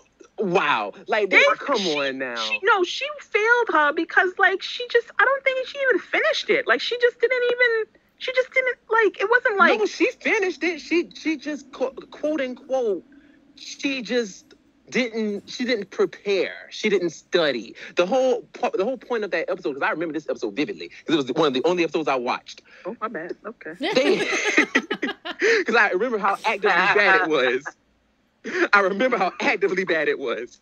And I mean, I'm not saying it wasn't great. I mean, let's not argue, like, just, but go ahead, yeah. And she literally, the whole point was, if you study and you keep yourself prepared all the time, then you won't have to worry about failing and all that stuff. That was the whole point of the episode. But they did not have to make her fail. Because you work hard in order to be that smart. Like, there's certain things, like, again, I don't know what the class was. I don't remember exactly what the class was, and I don't know. But, like, you're not going to be smart in everything. There's certain things you have to work hard a little harder at. So, yeah. I mean, the idiots Vic and Monty were in the same class, so. Yeah, but, like, I don't know if it was, like, was it, like, social studies or calculus or, right. Like, I don't remember exactly what course it was, But, right. I mean, certain things there's certain things that you're going to excel in more than others. And so, it was still high school, right? So, they've taken an array of classes. So, maybe there's certain class that she has to work harder in. Y'all have me defending this child, and I don't even care that much. I just feel bad for the child because she could have a bad day. Girl, no. Y'all ain't never get an F before? I did, but I deserved it. I did too, yeah. I deserved my F. But it was just like, girl, you were known to be, like, this girl literally created a weapon. She literally created, like, a super ninja sword or whatever that thing was called. But you failed a test with the elf? Elf? Come on. Now, wait a minute. I'm gonna throw this out there, right? There are students, right? They're going to school and they're smart. They're brilliant in certain aspects of life. And then they take it easy on everything else because they feel like, I'm smarter than everybody. So, like, why do I have to work so hard? And then teachers start noticing, like, oh, they're not getting good grades because they're bored, right? She probably was like, meh, I'm bored. I'll be fine. And then she got taught a lesson. So it's not like she's not smart. It's just that she's cocky. She's like, ain't you? It definitely was in that episode. She was. She had some moments where she showed how cocky she was with her really smartness. Teaching her a lesson about not being cocky, and you like, actually, you don't know everything, and actually, you need to pull your role. Okay. I didn't look at it like that. That I guess that was the B plot of the episode. Oh, man, y'all have me defending ninja still, bro. Like, I didn't know. Like, what universe is this? Wow. She's like, I did not sign up for this. She's number 11 on the list? No, she's number 11. Okay, gotcha. And number 10 goes to Rose, the pink overdrive ranger with 39. She deserves She deserves that. It was flipsies for me. I literally had Rose at 11 and Sarah at 10. So, you know what? Okay. I mean, you know, it's a thing. Yeah, that's true. Go ahead, Will. To me, Rose was one of the only highlights of Overdrive. Oh, for sure. For sure. I really, really, really liked her. Throughout the whole season? Throughout the whole season. I liked her and I like somebody else, but I'm not going to say that. Who? Who? Well, nobody. I don't know that person. Anyway, so Rose, I liked her. I liked the idea of her, and then her character started getting annoying. Yeah, like real fast. It did. It was just, I'm never wrong. I'm like, bro, like, stop. Like, why are we? I just feel like, why do they write these characters this way? Like, to make them annoying. So that was really like, you know, so nothing against her technically. It was just got annoying. Like maybe midway point, I'm like, oh, jeez, okay, got you. But again, you know, I'm not mad at her being number 10. I ain't mad. Honestly, actively, like I didn't dislike her, but I didn't like her. So number 10 was like, it fit. It fit for her. It fit for me. I'm like, oh, okay, cool. Number 9. With 32 points, we have Dana Mitchell, the Pink Lightspeed Rescue Ranger. Interesting. Wow. Wow. Yeah. Wow. Yeah. And you know, I'm not even a big Lightspeed fan like that. Like, I'm not even that big of a, but okay. Yeah. Y'all got some explaining to do. She was number 10 for me. I watched back Lightspeed twice as an adult. First time it was like, it was all right. Second time I got a friend back into Power Rangers and he was going off about how he loved the story, and then I watched it again with a different lens, and now I like it more. So for Dana, I love that she got to fight the big the evil 6 Ranger in oh my god, Ryan. I definitely wish that they did a little bit more with the story. But that and the Unmore fight she had with the guy on the bus with the gun, that was so cool, and we hadn't seen anything like that before. Right.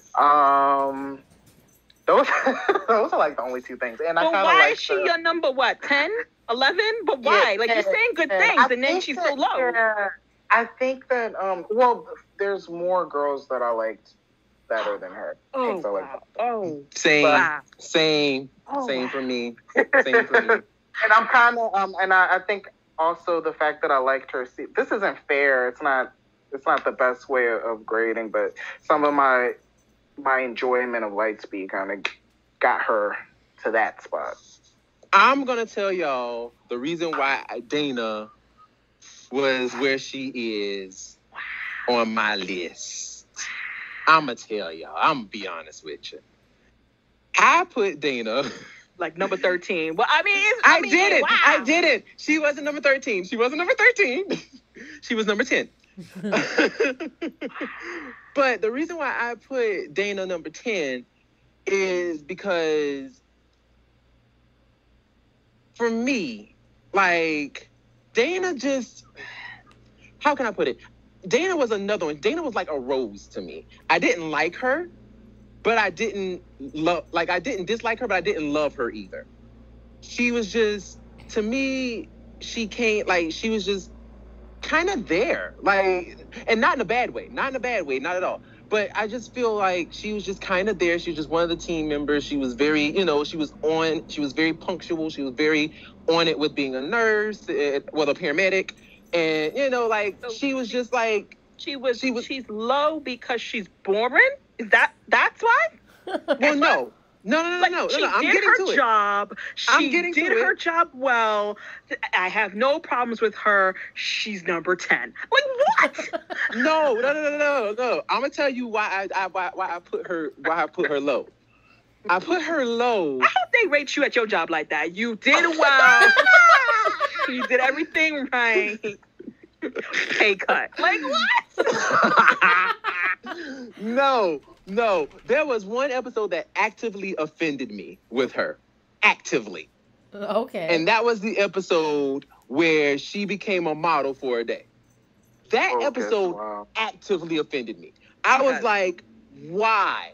Like, and I was leading up to that because I'm like, this character, the way she was built, you know, from the very beginning, she was seen as this very, you know, this strict, straightforward, I am a paramedic, this is my job, I am a Power Ranger type of girl. And then all of a sudden, you get this weird one-off episode where this isn't even in a part of her character, where all of a sudden she's this, I'm a supermodel and I'm a jerk to everybody, watch my nails, watch the shoes, and like just being an overall just jerk. And I'm like, who is this? This is not even in her character. What is going on? And then it just kind of came and disappeared. It was never mentioned again. It was just like randomly, oh, here's something just for a little comedic enjoyment. And then poof, disappeared. I'm like, nobody brought it up. Nobody mentioned it. Like it wasn't even a part of her character anymore. Like nothing. It just really irritated me. I'm like, oh, why? I guess for an episode they wanted to give her a personality. Oh, snap. And then they just like, oh, snap. I mean, you're not wrong. But so I'm just hearing a lot of you saying that if a girl has a bad day, bottom of the list. No, that is not what I'm saying. That's what I'm hearing. That's what I'm hearing. Are you guys hearing this? Lena and Will? I am not saying that. I'm starting to get that vibe. I'm not gonna lie. Like one bad day. I'm not saying that. You're a horrible ranger. Get out of my face.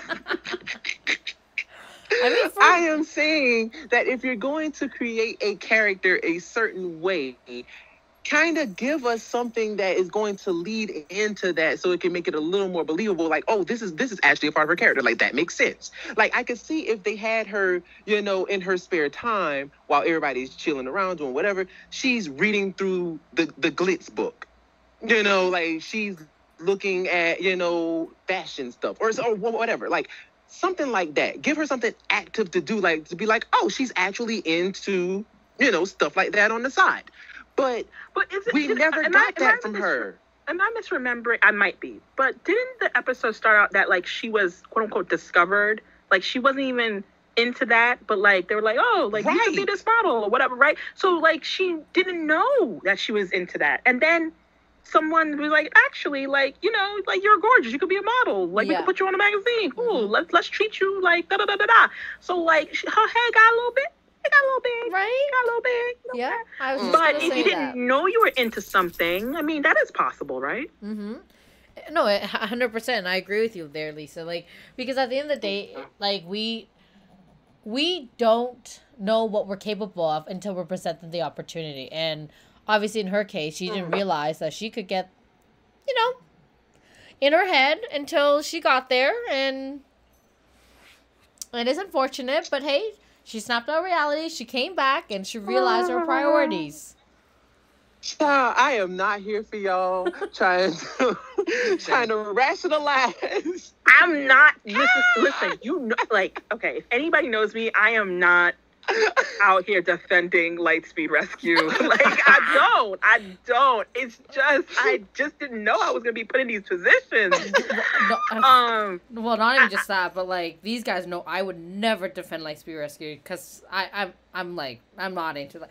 But for myself, she was number 6, only because, kind of like what Brendan said, she did her job well, and she, you know, she had her priorities straight, minus that one episode, right? So, she was number 6 for me. I didn't rate her that low.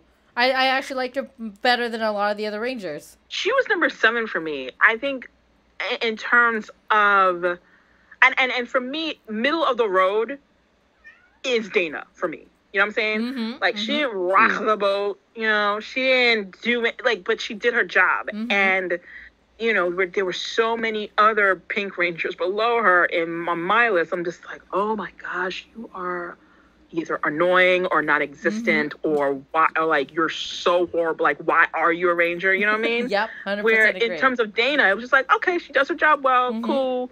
I mean, she's not like the person I would gravitate towards as a character. I agree. No. I 100% agree with that. I did not gravitate towards her at all. But, you know, like, middle of the road from that to me is 7. Boom. Done. Awesome. Yes. I can agree. But with that. but she's what is she on this list, the master list? What is she number? Like 10? On the main list, she's number 9. Oh, okay.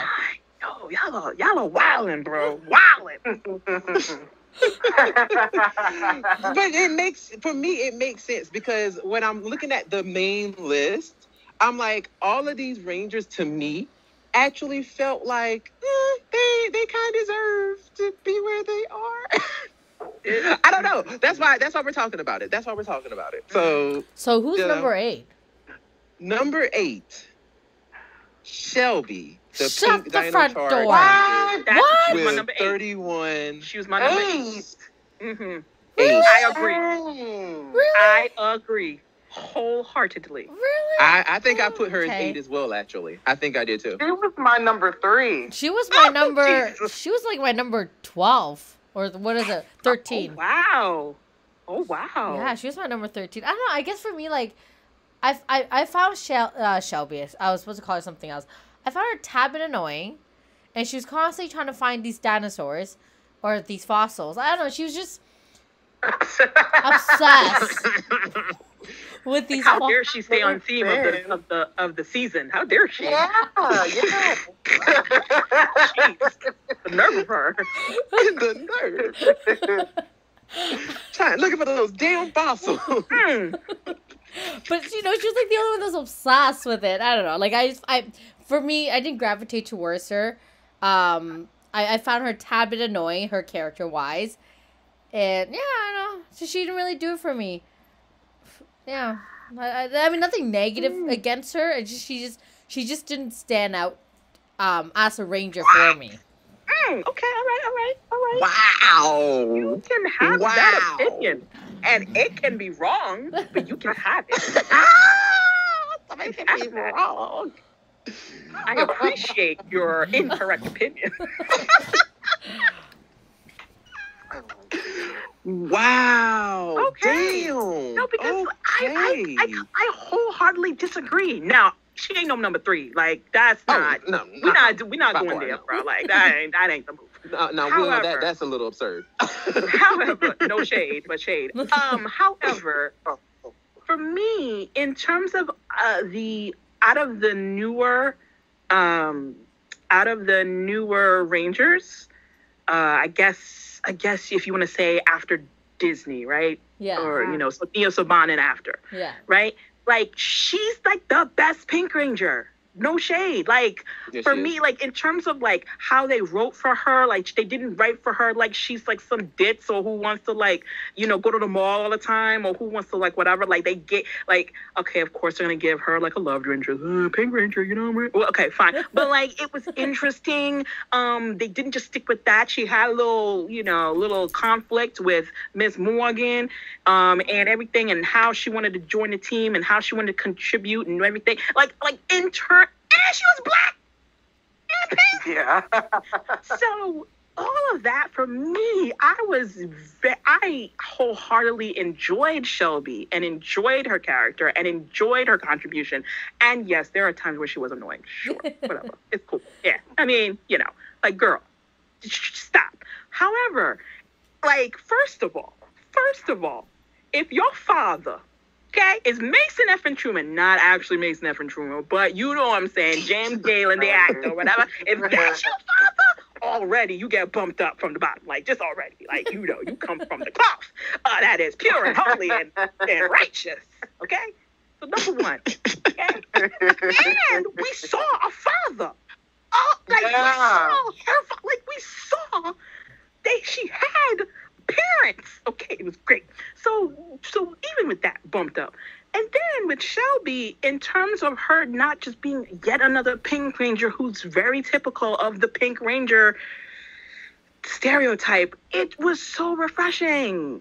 So for me, like, hands down, the best one from the Neo Saban era and on. Like, hands down. Like, it's not even close. Like, literally it's Shelby and, like, like, for real. So, yeah. You know what? Now that you've broken it down for me, I actually didn't remember her like that. I don't know why. Mind you, though, the whole season, I don't remember much of it. Yeah. Yeah, but like I just remember, especially the first season of Dino Charge. I mean, it was so refreshing. It was really refreshing, and it was great. It was great. Like like that cast is great. Like it was just good. It was just good TV, man, and it was nice. And the black girl was pink, and it was good. So I agree. Honestly, that's why I put her where I put her on my list. Because I felt like Shelby, now granted, I can see where you're coming from, Lena, because her first maybe 2 or 3 episodes, I was like, I'm not quite sold on this girl. Like, why is she trying so hard? Like, that was like the question that I kept asking myself. I'm like, this is a very weird thing. What is happening? And then the more I started watching it, I loved the way her character progressed. Yeah. That's what I think I loved the most about Shelby, was because the more her character progressed, the more she felt like, you know what, I don't have to prove myself so much. Yeah. I know I'm the shit. You know, and it was just like, okay, cool. So that's when I was like, all right, fine. I'm a Shelby fan now. I'm cool with her. Because at first it was just like, she was letting Miss Morgan punk her. And I'm like, yo, let me grab her ponytail. Let's go. Like, that's hilarious. Like, you know, like, come on. Like, stop letting her punk you like that. But when she finally was like, you know what? I know I'm good at what I do. You know, it was like, dang, and she created her own Zord. It was like, this girl she's bomb. So I'm like, I had to give Shelby her props. Like, I had to do it. So. And you know, with black folk, right? We are always trying to, like, we always are working like 50 billion times harder just to be noticed. Right. You know what I'm saying? And so, yes, in the beginning, it might seem like she was a little annoying, but I felt it. I was just like, oh my gosh, this is me, because I'm trying to prove myself to some white folk, and I just won't be noticed, while they could just exist and then get everything that So I was just like, I relate. Don't show me. Ignore your way to the top. That was crazy, the way that Miss Morgan just did not have any respect for her at all. And you could see like how much that kind of crushed Shelby's confidence, because she was really trying to prove herself. Like, she belonged there. She had the passion of paleontology and trying to go in the digs and stuff like that. Miss Morgan wouldn't let her. And she literally told that girl to go and wait them tables. Yeah. Go in the kitchen, girl. Go in the kitchen. That's fair. Oh, that sounds so bad. It does. I forgot she put did her that. in the house. She did. But then she stood up for herself. She proved herself, and then she did finally, get that respect. And to watch her character become more confident was really cool. And I totally shipped her and Tyler, so I was happy with that. Oh yeah, for sure. Like, you could tell they had that energy from the get go. So, but yeah, I'm here for it. I'm here for her where she is. Number 7. Oh, number 7. Now this one, I was like, whoa. Oh, okay, all right. Don't tell me it's Corone. It is. Carone, the successor of the Pink Lost Galaxy Ranger, coming in at 29 points. How did she beat Dana? Carone was way lower on my list, and I like Carone, but I just hated the fact that they didn't focus on her at all in her season. She got her first 2 episodes, and then that was it. And I felt like that character deserved it. You know way more. And she should have got the Battleizer that season. I mean, Agreed. Y'all, I'm already predicting how the rest of this list looks, and I don't like it. So what's Corona's number what? 7? 7. I mean, she was 5 for me, but I don't know, man. That's a little low for me, man. Like, I don't know, man. I think, even though I think Carone herself as a Pink Ranger alone is a little tricky because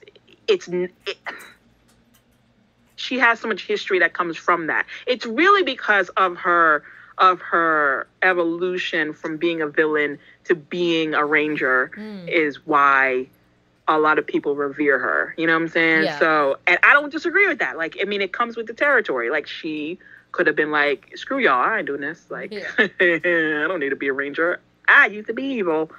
I ain't doing this anymore. I'm out of here. So, I don't know. I don't really agree with the 7. I think it was a little low for her. Yeah. You know, I actually, where did I put Carone? I think I put Carone at 6, actually. I liked Carone, honestly. The only thing that I didn't like was, I think, following with you, Will, was the fact that the reason why I placed her where I did is because we had this huge storyline from her with In Space, and, you know, all that stuff that she went through. And then when it was like she was, you know, selected to, you know, to go ahead and carry the torch that Kendricks had as the Pink Lost Galaxy Ranger, it was like, oh snap, like this is dope. Like, oh wow. Now granted, she didn't have the battle cry like Kendricks, which I was a little salty. But, you know, she did her thing. You know, like Melody did her thing. And I felt like it was real, like she was gonna really knock it out of the park, but they really mishandled her. Like really bad.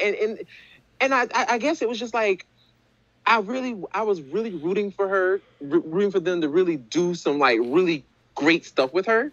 And it was just like, nah, we just gonna keep focusing on Leo and Trakina, and yeah. Nah, son, we good. We good. I mean, to be fair, I mean, even though I like focusing on Leo, but like Carone was a huge part of In Space, and they focused so much on Carone and Andros. So, I mean, I get it. I do get it. This is true. Yeah. But yeah, I feel you.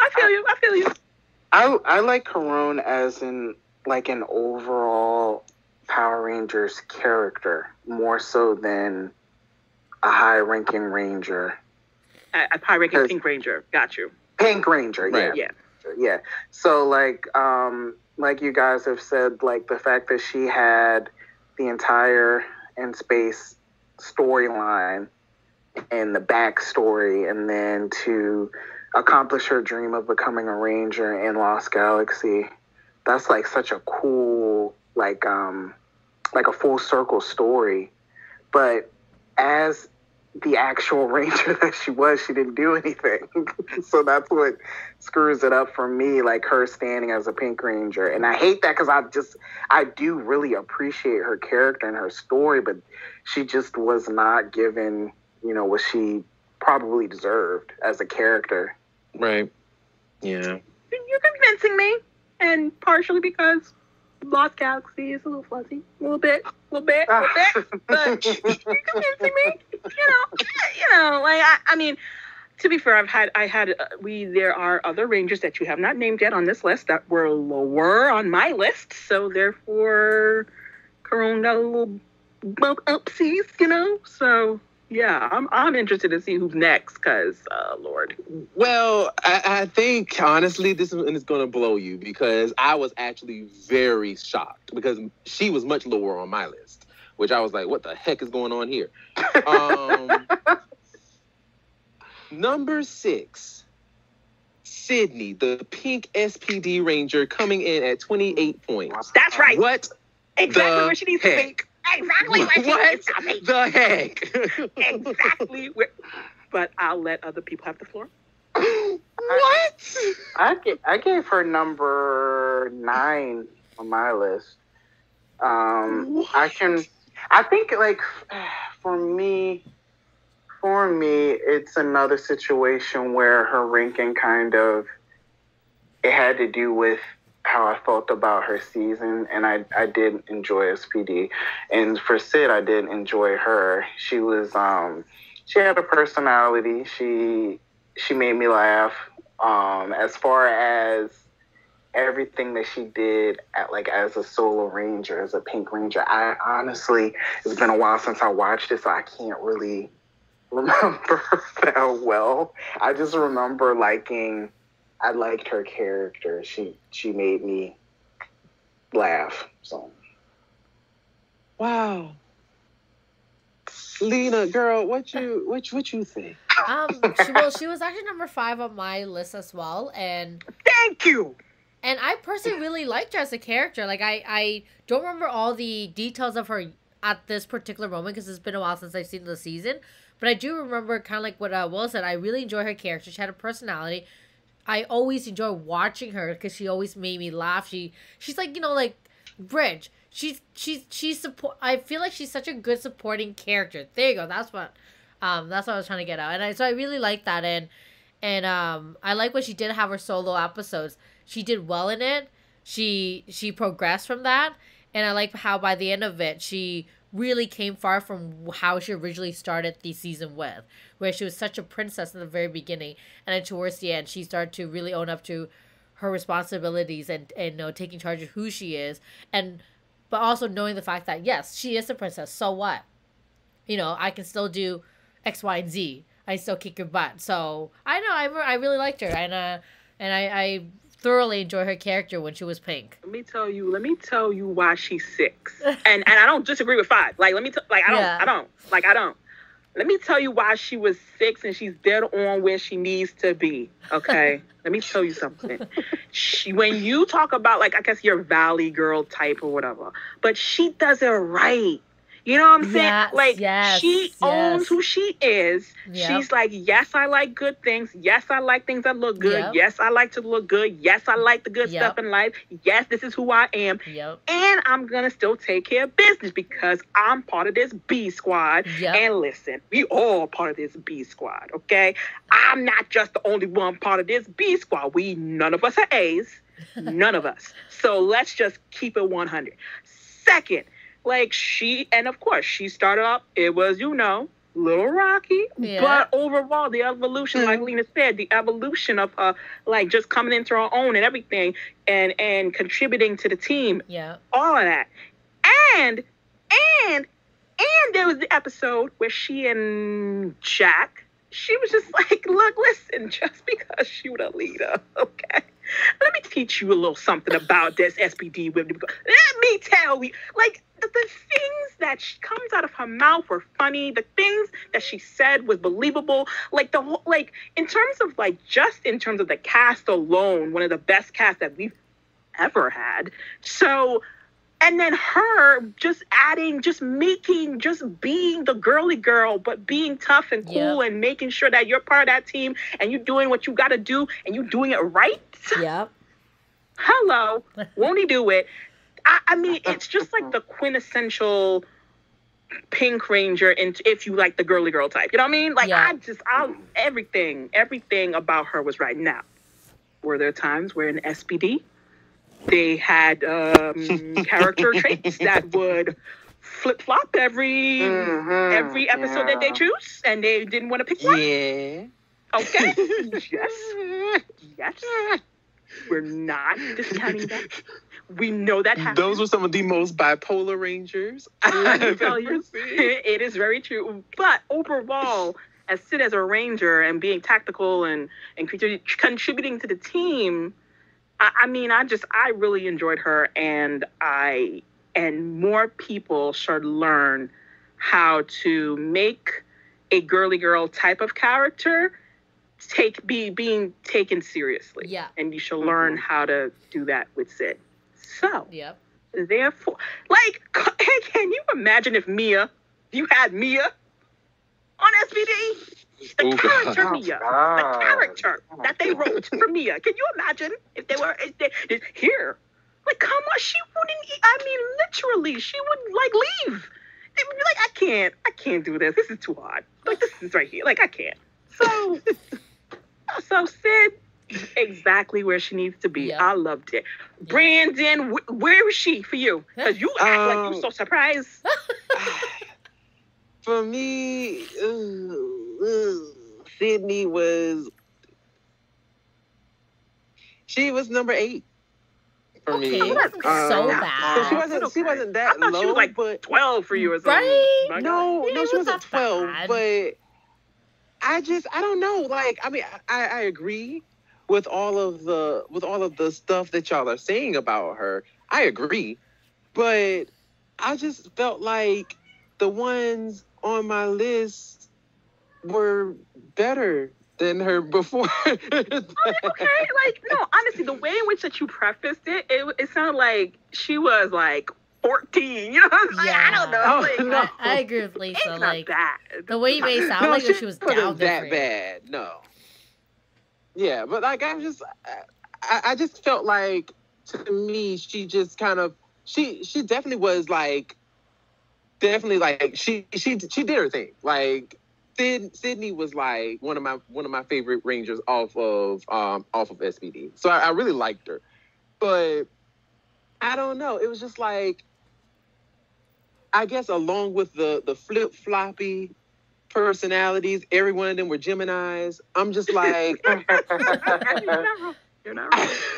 I'm just like, what person they gonna be today? Like, I'm just, I just wasn't too thrilled. But yeah, like I don't know. Like I enjoyed her. I enjoyed her season, but it was just like, oh yeah, there's others. So that's why I put her where I put her. But I mean, I was just shocked that I was like, when I was looking at everybody's numbers, I was like, why is she so high? I need to hear Will, though. I honestly need to hear from Will. Why is she number? What, she number 3? No. She was number. For me, Sid was number 9. Oh, sorry. Oh, okay. God, So she was actually lower Pink Ranger than for me. you. Okay, my bad. Oh no, that was Shelby he had for number 3. Oh yeah, yeah, bro. I was like, what? What's that? What's that? All right. Slow down. Now, we are now entering into the top 5. Lord. My God. I already Now- know what happened. It's I'm already about to fight y'all. But go ahead. Oh my God. So coming in at number 5 is Catherine Hillard, the Pink Ranger, with 21 points. And number 4 is Kendricks, the Pink Lost Galaxy Ranger, with 17. That is... Kendrick is right where she needs to be. Yeah, I agree with that. Cat number 4. is number 5? Cat's number 5? Cat is number 5. Cat is number 5. Number 5. Okay. Cat's number 5. All right. Cat was my number 6, actually. What? I like her now. I think for me, Cat was my number 8. What? Oh, he's fighting. Oh my God, where did I you am put gagged. Cat was not number 4. Yeah, Kendrick Cat was not number definitely 4. number 4 for me on my actual list. Cat is number 3 for me. Oh, okay. Yeah. Cat was my number 4. Yeah, I gave her number 6. So I think Kendrick's for everybody. Kendrick's number 4. Like, is that like a hot contention thing? Yeah. I mean, yeah. The woman sacrificed herself. We gotta give her at least a top 5. I really liked her from the first time that I saw her. I liked her instantly. I like that was the first time that we saw a Pink Ranger with glasses and a Pink Ranger that was like a brainy girl. Mm-hmm. And I liked that it. I don't know if they were going for a love triangle with her, Kai and Leo, but I liked the way that she kind of got Kai in check. I don't think it was a love triangle. It's more like a friend triangle. Right. He was jealous. I thought that he was jealous that she liked Leo and vice versa. Well, yeah, yes, okay. In terms of like flirty-ish ways and like who's getting attention, Kai's just like annoyed that like really you gonna like the muscle guy? Okay, whatever. Whatever. You like muscles. But like after that, it was like, all right, now you guys are bros. So, yeah. But like in terms of anybody here, like Kendrick's being number 4, was Kendrick's way lower for anybody else? Lena? No, she was exactly number 4 for me. She was exactly. Oh, Kendrick's is number 4. Oh, okay, yeah, okay. Kendrick's is number 4. I thought you were talking about Catherine. Yeah, no, Catherine. No, because Catherine, we gonna fight. But Kendrick's, I mean, like I think all Kendrick's of us, was my number 5 for me. Yeah, like so, like Kendrick's is exactly where she needs to be. I think she has sacrificed. She was smart. She was like everything about her. It was just like not the typical Pink Ranger. Any Pink Ranger who is not typical, I adore and love, and they were at the top of my list. So Kendrick loving it, cool. Cat though, we's fighting. We are fighting. Listen, I am gagged. When I saw that list, when I saw everybody's list and saw how low Catherine were, I was like, oh, like literally it was like a gut punch. I lost all my breath. I'm like, oh my God. It's right outside the top, directly outside the top 5 for me. I'm like, what? She's my number 6. Yeah, she's my number 8. I will say, because Lena, you have been such a wonderful person so far. We've had like a few disagreements and everything, but however, okay, I'm gonna need you to not have a completely incorrect assessment on Catherine. I need you to not be so wrong. But to be fair, when I was an actual child when the show was on. So when Catherine came around, and it wasn't even her, she's replacing Kimberly, and it wasn't even that, because I wasn't even a Kimberly fan back then or whatever. So it wasn't even that. I was just like, good, I need a new chick. Cool. But it was the way in which they were trying to make her Kimberly number 2. Yeah. And that, to me, at the time, wasn't great for me. So, like, when Kat was in Mighty Morphin, I wasn't the biggest Kat fan. Like, I was just like, really? Like, let her have her own identity. However, when she started singing where Aisha did, like, when Aisha started coming through and okay, I was like, all right, let me find out. Cool. But when it got to Zio and how Catherine was growing up and how they were actually like giving her more than just like, oh, look, a damsel in distress in a sense. Like she was so like there were certain things that was integral to Kat being there and making sure that like, all right, let's just figure this out. All right. And then like her fighting Archerita, come on, y'all. Like, come on. Like, I think there's certain things with Catherine and Zio. Hello. Alone was just, I could name the things, and she should not be that low on anybody's list. Now, if she's in the top 6, okay, all right, I'll give you, but below that, anybody else above Catherine, y'all need to, So yes, Lena, explain yourself. Explain yourself. Okay, so I will definitely. I'll start with this. I was a Kimberly fan, so like when they obviously replaced her with Catherine, I was a bit, I was a bit hurt. I was a bit disheartened, and I agree with what you were saying. Like she did basically make her like another Kimberly, and that was the part I was like, I'm not loving this, especially having her be all over Tommy and just really having her.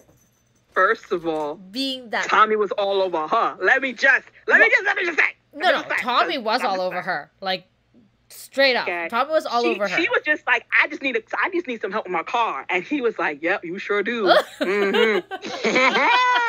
He was so apprehensive. She had to tug him too hard. Okay? I mean, come on. She gave them hungry eyes too. Like at some point when she came to literally breathed and he was like, yeah, okay, I'm fine. I'll ride with you in this car. I don't know you like that, but I'm gonna ride with you though. Yeah, come on, bro. Come on. Kimberly should have been like, yo, catch these hands. Right. Who you going with? Period. Yeah. So so when they did that, I wasn't loving that. I was like, what is this? And of course, when she went on a date with Tommy, I was like, oh my God, I just didn't like her character at that point. So Mighty Morphin didn't like it. Zio, kind of like what you say. I pretty much agree with everything you were saying. And I think like overall, I think she's low on my list because I don't remember the rest of her journey. I do remember her leading up to Zio, where she was slowly finding her own identity, but then that was it. The rest just sort of became a blur for me, and it's not really like I dislike her as a character. I don't. After she decided to, find out who she was, and I remember in the beginning when she was good at everything, like she was a swimmer, then she did ballet, and what else did she do? She did a bunch of stuff in the beginning too, and I was like, what is she? First of all, she was a diver, and she wasn't that great because she hit her head.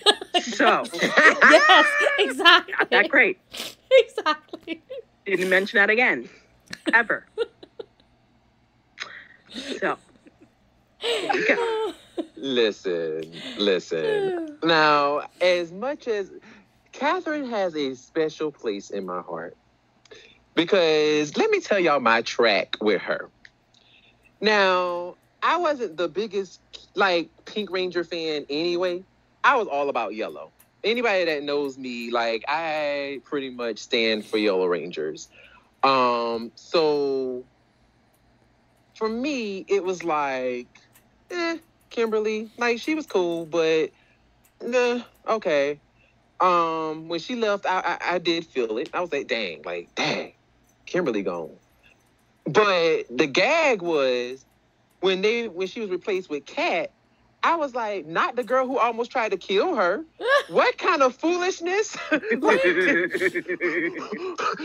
Is this what we do in Power Rangers? Yes, okay. Sure am.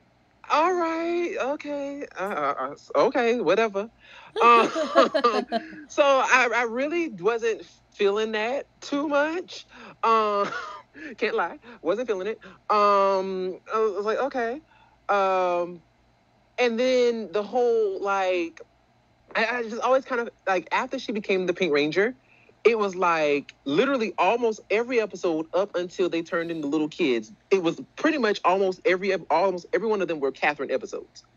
They really made sure that it was you're going to like this girl. Yeah, you know what I'm saying? Everyone up to speed, yeah. Mm-hmm. It was because she basically came at the last few episodes before they turned into little kids. So they were we have to make you like her fast as possible. So it was every other episode was about her. And I was just why are y'all shoving her in my face like that? I don't like her. Stop it.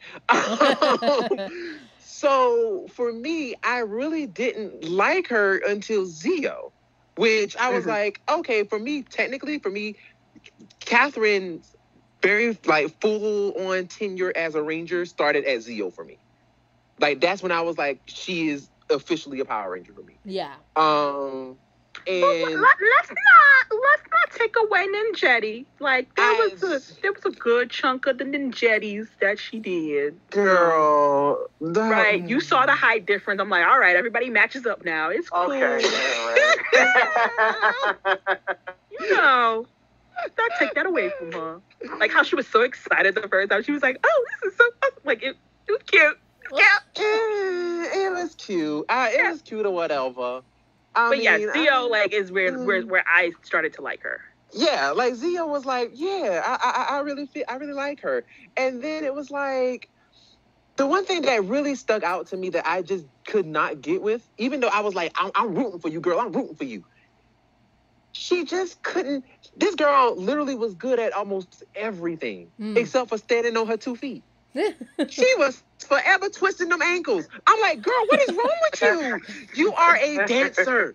You are literally a ballet dancer. You should have the strongest ankles in the world. Why are you constantly twisting them ankles? Well, there are dancers who are great with their ankle support. And there are those who are always got them bandaged up because they're bruised and battered and everything. So she falls in the ladder. Girl, I couldn't. I'm not disagreeing with you. I got you. I was like, girl, can you stand up? Can you stand up on your 2 feet, girl? Can you stand? Can you stand up? Like, oh Lord. But then, like, in Turbo, I think that's when I fell in love with Catherine. Turbo for me was when I was like, this is the girl I like. And like literally I was straight up a Catherine stan in Turbo. Like I loved Catherine in Turbo.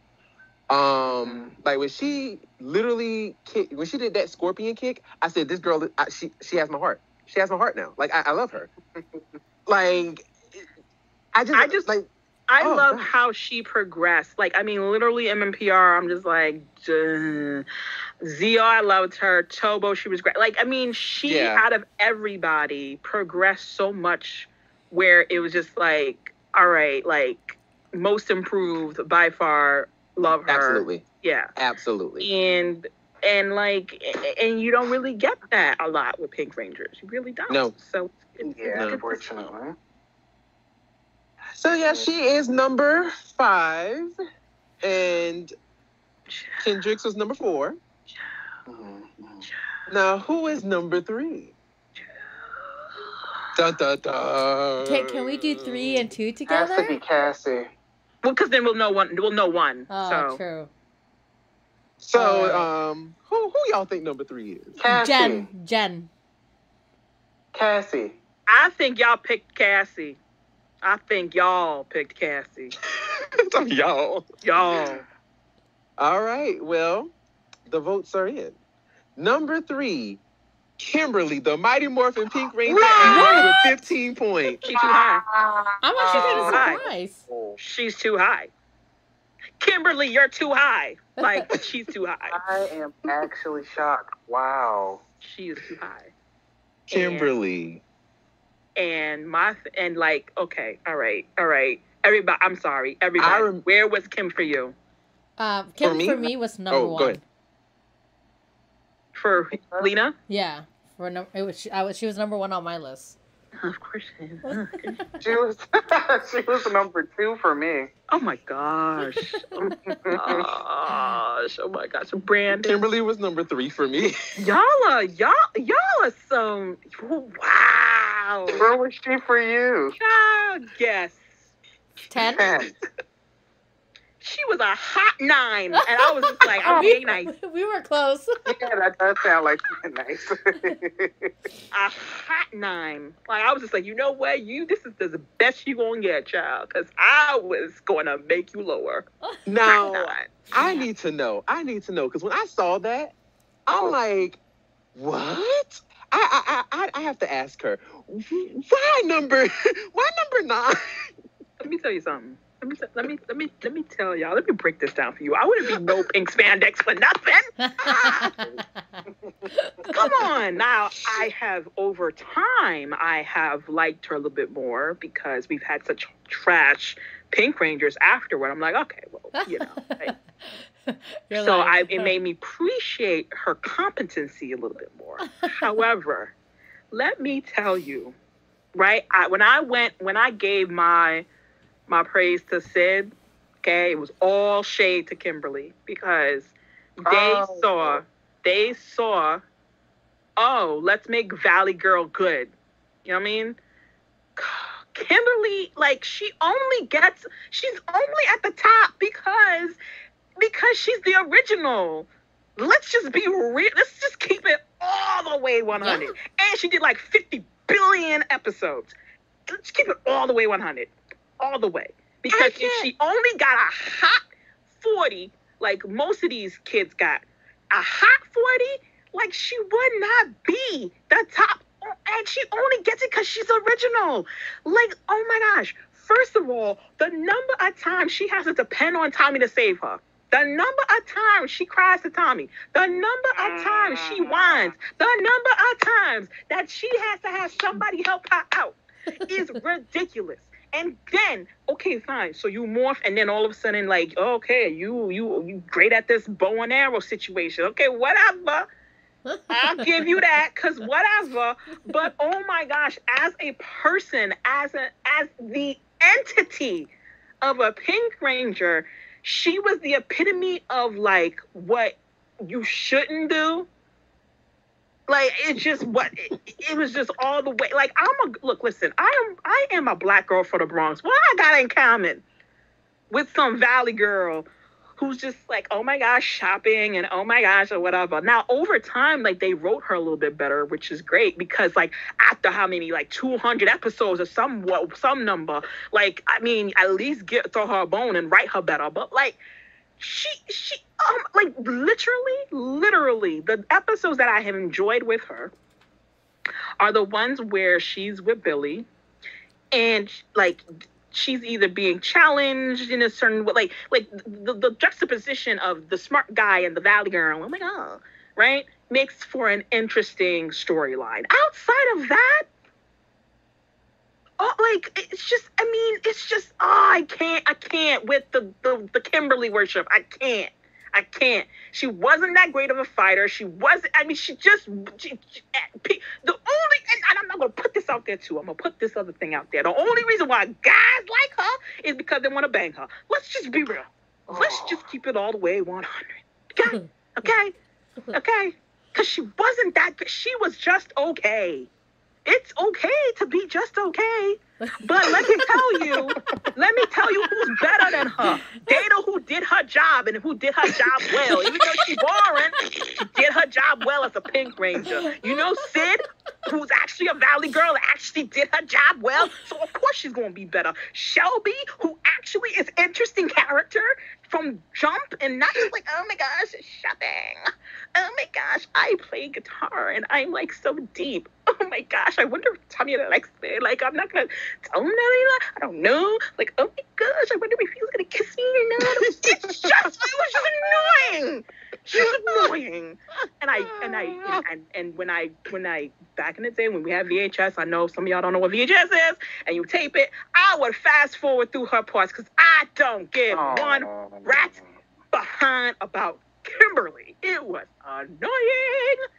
Now, when she was paired up with somebody else and made it a little interesting, cool. But, like, it was just about, and maybe the one episode where she pretended to be Rita. That was cool. Like, anytime she's not her, it was cool. It was cool.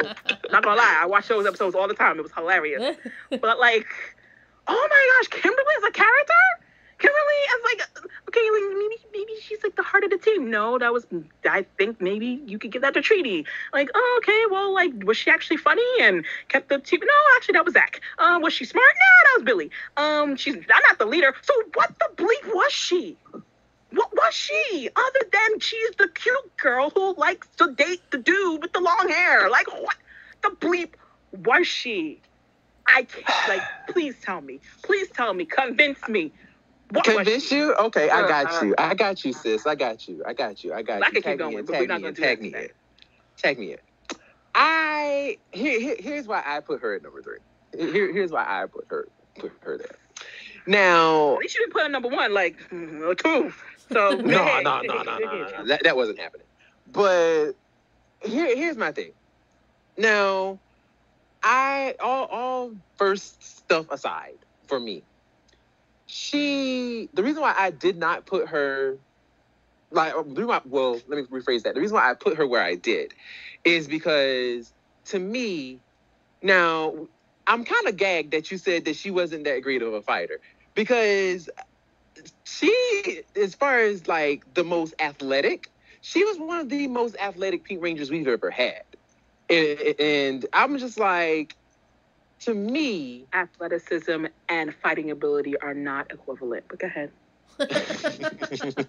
but you have to admit, her fight scenes were, along cute. with her athleticism, They look cute. Was actually dope. They look Yeah, cute.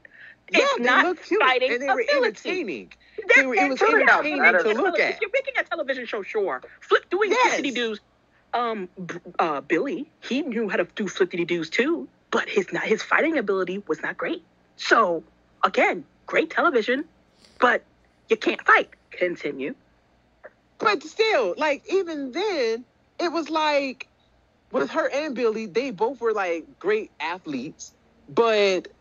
And of course, their fighting ability wasn't like, Zach or Jason, but like I felt like with her stuff, at least you knew that she could handle her own.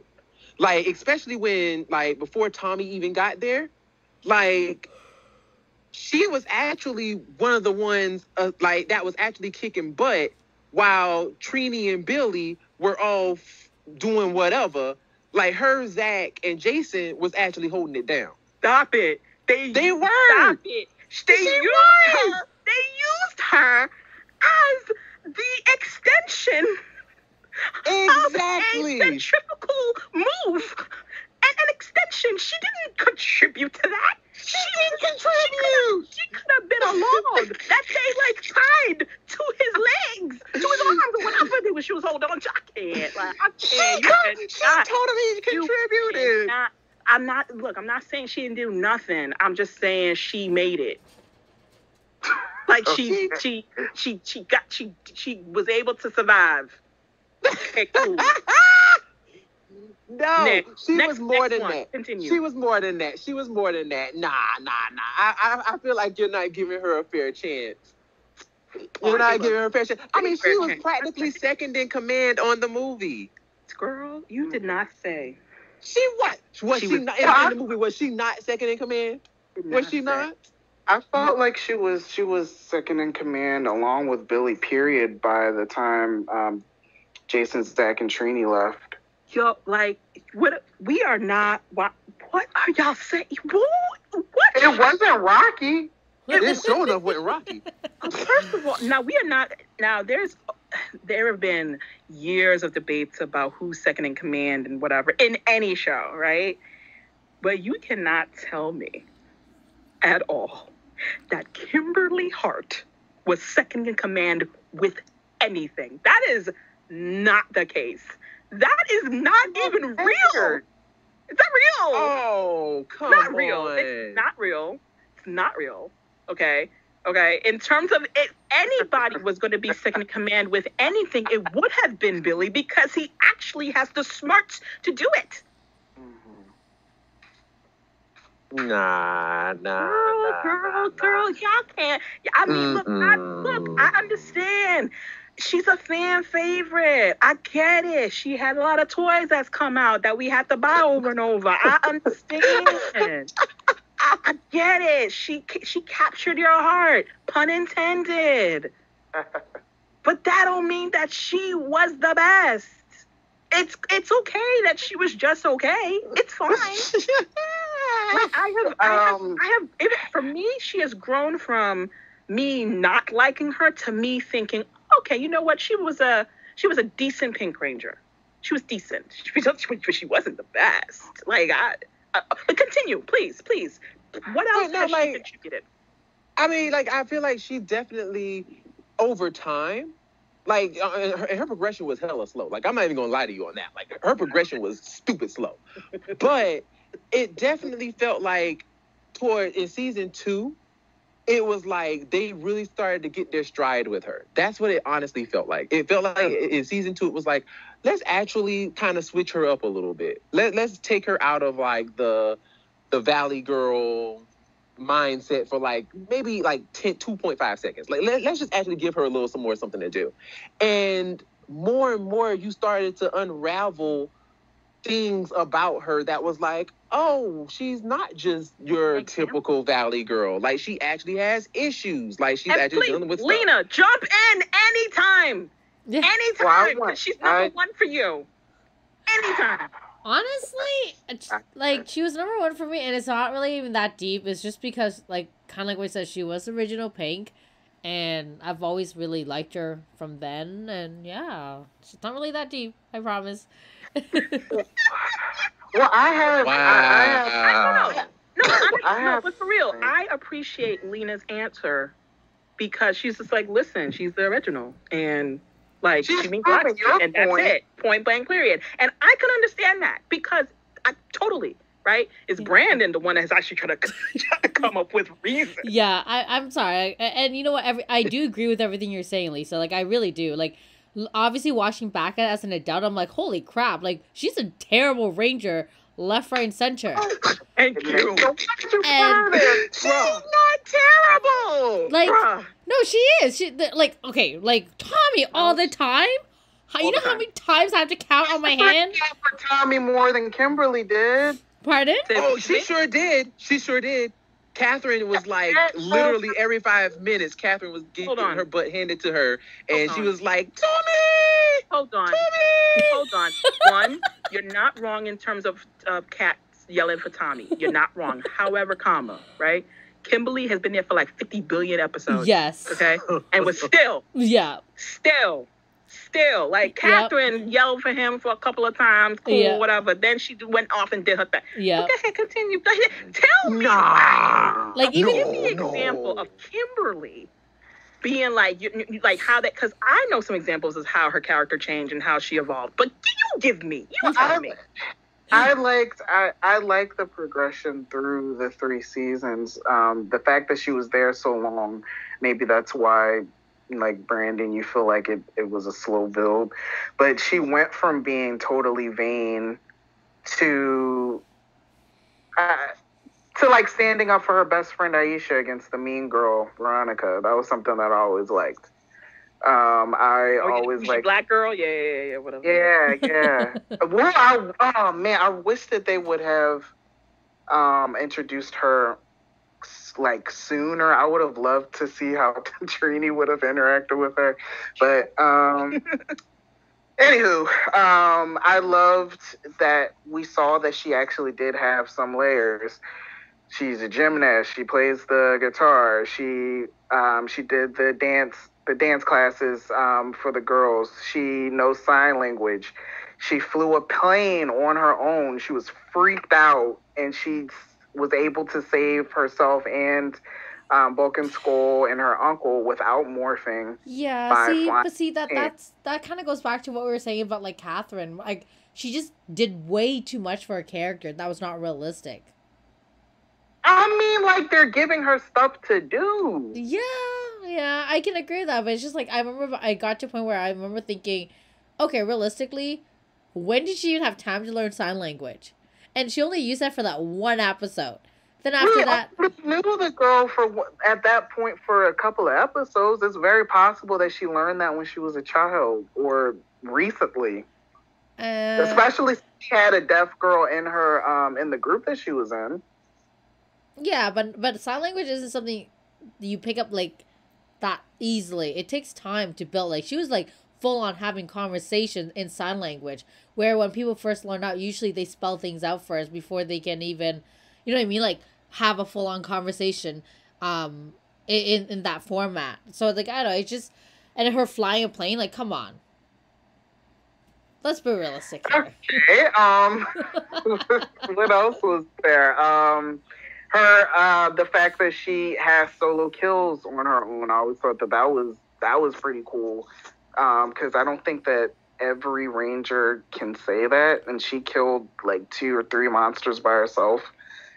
I did enjoy her fight style. I thought that grew as time went on. Initially, it did look kind of a little bit too light, and then she got a little rougher as time went on. I guess it was, the fight choreographers at that point. Yeah. Up until the end, when she left, like, she really wanted the opportunity to go to the Pan Global Games. However, she was totally willing to say, no, I have to stay here and finish my duty as a ranger. I'm willing to, this is my life dream, but I'm willing to put that on postpone. I'm willing to postpone it to continue this mission. And then, Zora and the ranger said, no, you don't have to do this. No, I think she said that because she knew he was going to say that. It was just like, okay, well, like, no, I'll stay. He's like, no, you could go. No, but I really want to stay for the team. But like, no, you don't want. She was like, great, because I was not going to ask to stay again. Because like, much time, I want to do this. Right, exactly. Now listen, in terms of Kimberly, being able to, like, I remember the plane episode, because that was like literally the first episode of Power Rangers I ever watched was that plane episode. And I was just like, oh, this is kind of dope. Like, like she's able to kind of like keep calm and listen to her uncle and make sure that, or whomever, and make sure that she like lands it safely and everything. I thought that was a cool episode of hers. And there have been episodes like that where just like the one with the bougie black girl who didn't want to accept Aisha because her family didn't make enough money, all that stuff, right? Like those type of episodes, really, it's like, I don't mind those because like in terms of MMPR, they threw so many things at all these characters of like how perfect they are. And like, so that's how the show was. And that's kind of like the crutch that they had. But in terms of being a Pink Ranger and saving lives and like saving the world, right? It's great that she's a great person. Awesome. Like the plain one, I will give her. Like, I mean, yes, sure. Like, how do any of these Rangers do anything that they can do, right? But I'll give her that because, like, not everybody can do that, right? And having some Ranger quality in order to do that and save people's lives, I'll give her that. Cool. What other episodes, right? That was like that you can say, like, you know what, Kimberly, stand up Power Ranger, cool, whatever. All those other things that you mentioned in terms of her fighting, I'm just like, she didn't really get great until later? Like, it took a minute. Whereas Catherine, there was more episodes of hers where she was like, okay, I found my groove. Maybe not my ankles, but I found my groove. And, I'm contributing to the team. Where Kimberly is just like, if she wasn't there in the episode, I didn't miss her. Like, do you see what I'm saying? Yeah. So I just, to me, for her to be number 1, 2, or 3 is so high. So high. And I just can't. But I will say, like, I have to, Will brought up a good point with the kills. Kimberly, honestly, like, we don't really give her too much credit, but whenever she was missing, you could tell she wasn't there. Because the Rangers had a hard time without her when she wasn't there. Like, normally when she had to come in, it was normally because she basically saved them at the very end. Like, she literally, with her and her power bows, she took out at least like 3 monsters by herself. And you gotta give her props on that, at least. Like, you gotta kind of give her credit. It's like she, out of all the Pink Rangers on this list, I believe she had the most kills. Now, is it that she wasn't there, or was it that there wasn't just another body there in order to with the numbers? You know what I'm saying? To kind of help out. Like, we can't make a power cannon without a fifth person. So we need a fifth person. Well, no, because it was like her power. Can't make the Megazord without the fifth person. You know what I'm saying? Like, with the fifth person. No. Because, like, remember now with her defeating those monsters like that, especially that one with the apple that she had to shoot. Like, she literally killed that monster on her own because, like, they couldn't defeat her. They couldn't defeat that monster without her actually shooting the power bow arrow and hitting the apple. And her weapon was the only one that could do it. Well, and that monster was whooping their behind. Well, true. And there are certain episodes with each Ranger that has been the case. I don't exactly know the numbers. I did not come that prepared. I'm so sorry. My bad. However, I mean, there were episodes for each one of those rangers where that ranger had the key in order to defeat that particular monster, right? So Right.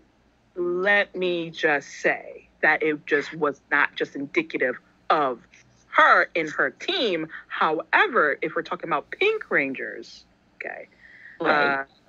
don't exactly remember if that's always the case. However, I will say this compared to Kat, right? Catherine, monster, meh. Foot soldiers, meh. And actual, like, like a general in a sense, that's part of the machine empire. Her fighting Archerina, you gonna compare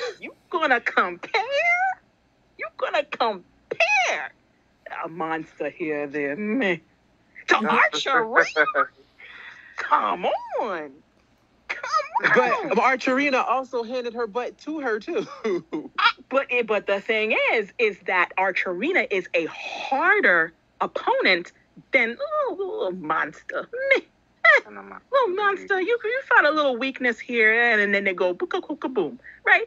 Archerina is a formidable opponent. So come on, man. I mean, that's light work. It's like, oh, Kat's like, oh, you can have that. Oh, that's fine. That's fine. But Kat didn't even land one punch though. One. Excuse me? Kat didn't land a punch on Archerina. Let me tell you something, right? Like, sure, like you comparing Kim fighting some little putties to like Kat going up to like one of the bosses. Come on. Like you need a little bit more skill to like be, in the same league. You know what I'm saying? Anyway, that's to belabor the point. The point is, Kimberly's too high on this list. She's only high because of nostalgia, and I'm gonna let y'all have it. It's y'all show, right? However, it's my show.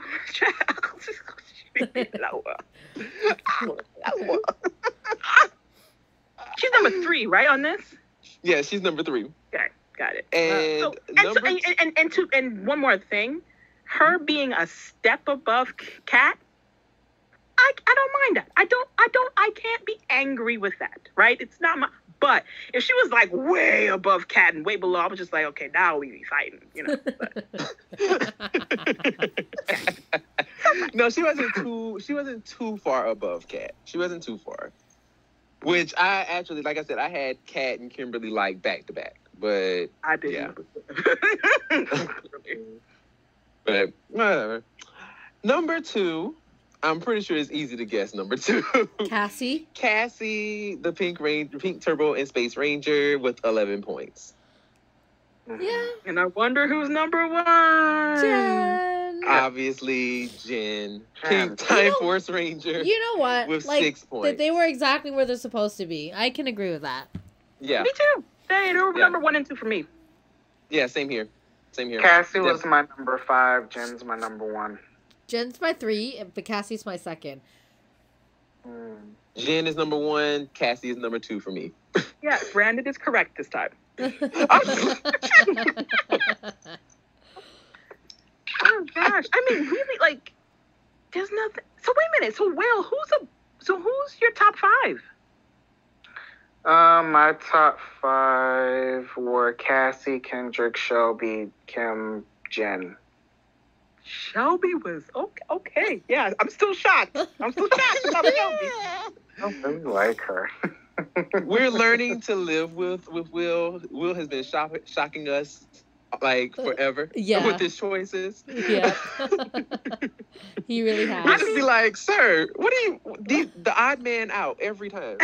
I don't disagree with him liking Shelby. Top 5 though. Okay, all right. Top 5. You know what? You could even warm me up to her being a little bit higher on her list. You could, but I mean, she is still like the first like Black Pink Ranger. You know what I'm saying? That already needs to be bumped up a little. You know what I'm saying? Just for existing, because everybody else can get points for just existing. So I think, but anyway, but yeah, no, Jen and Cassie are I mean, it's kind of self-explanatory. I mean, come on. Duh. Right? Like, do we need to say why? I mean, I don't think we need not to. Not really. Not really. I mean, personally, like, I mean, Jen is obvious. Like, literally when I started my list, I literally put Jen number 1 and then just did the rest of my list. Like, I already knew Jen was going to be number 1 for me. Cassie, like, it was just something about her. Like, when she was singing on that bus, loud and off key, and then said, I wanted to be a singer, I was like, I love this girl already. I love her. Because she has a dream, and she really thinks she is good at what she does, and she's not. That is amazing. Like, I love this character already. Like, they sold me in like 2 minutes. Like, not even 2 minutes. Like maybe a minute and some seconds. Like, they already just sold her. And I loved her ever since then. And then she kind of had that whole like Wing Chun fighting style going on, which, I mean, everybody knows. If everybody knows me, like, you know, I'm all about martial arts and stunts and stuff. And like, Patricia really she nailed it. So I'm just like, Cassie for me was just like, that was a no-brainer. Like, she was definitely gonna be number 2. She was actually number 2 for me, and it's gonna sound funny, but like, well, not funny. That's not the right choice of words. But the reason as a child was because she was actually the first Asian Pink Ranger for me ever. So I was like, yeah, I gotta love you. And obviously her character was amazing, so I ended up really loving her character. So that was my main reason for really liking her. And for me, I actually rated based on nostalgia. So obviously Kim, because she was the first original. Then Cassie, because she was the first Asian Pink ever. And of course, like, Jen just kicks ass, so she had to be 3rd for me. Anyways, but yeah. And then who's 4 and 5 for you? I think it was Kendrick, and 5 was Sydney. Okay. Yeah. Yeah, like for me, like because I'm asking everybody at top 5 because but my top 5 was Jen, Cassie, Kat, Kendricks, and Corona. I like the cuz. It just seems like the case. But you can convince me to bump down Corona a little bit. After talking to y'all, I could convince me. I'm not. My hands aren't tied behind my back, but.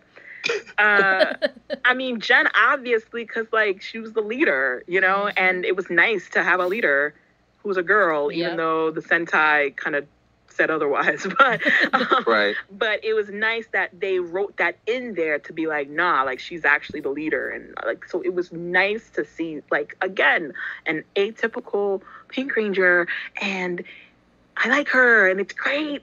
It's great. It was wonderful. And then Cass, I keep calling her Casey. It's dumb. Cassie, again, atypical. Again, right? Like, yay, you didn't make the Asian the Yellow Ranger. Awesome. Yeah. And it was, and like, she was just a breath of fresh air, and it was great. And the way in which she interacted with everybody, and I loved Cassie. Like, you can't tell me anything bad about her. Because we be fighting. Like, it's just, you can't. Well, except for her, that one episode, she had a really poor choice of wardrobe. And when she went on that date, remember that really nice restaurant? I was like, really? You're going to dress like that? I mean, like, the night in general, right? Wardrobe was not great. So, in general, like, rarely find people who like don't like Cassie or who don't like Jen. You just don't. Mm-hmm. So it's kind of like a no-brainer for me. Yeah. Well, but Kimberly, y'all, I can't. Wow. Okay.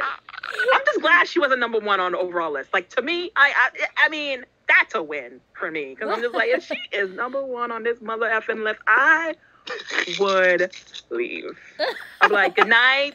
Nice knowing you guys. Good night. Dang, you was gonna dip out? You'd be like, bloop, bloop. Yes. I'm like, time for me to go. No. Like when I looked at the list, I was like, you know what? This list isn't. like I was telling Lena before we even got on, I was like, this list actually is not that bad. Like, I don't hate it. Like, I don't hate it. Are there some choices on here that I'm just like, I wouldn't have done that? Yes. But overall, I liked it. Like, it's a solid list for me. I'm okay with it. But anybody, anything that, anybody want to contest? Oh, I know Lisa wants to contest Kimberly. I mean, hello. maybe not contest. I think you guys pretty much, you guys summed it up for me with my feelings on Cassie and Jen. Like, they both, Cassie was just an extremely fun character, really cool fight style. We got to see her for a while. She did 2 seasons, and she did the Lost Galaxy episode team up. That was a lot of fun. Got to be a part of Kendrick's death. That was cool. And then Jen, just a total badass, a leader. We got to see her. Wes broke her down and softened her. And that was a cool just whole journey throughout that season. So, yeah. And she came back with the pleather. Oh, yeah. How can I forget that? Yes. That was amazing. Running down the mountain in pleather. You better go, girl.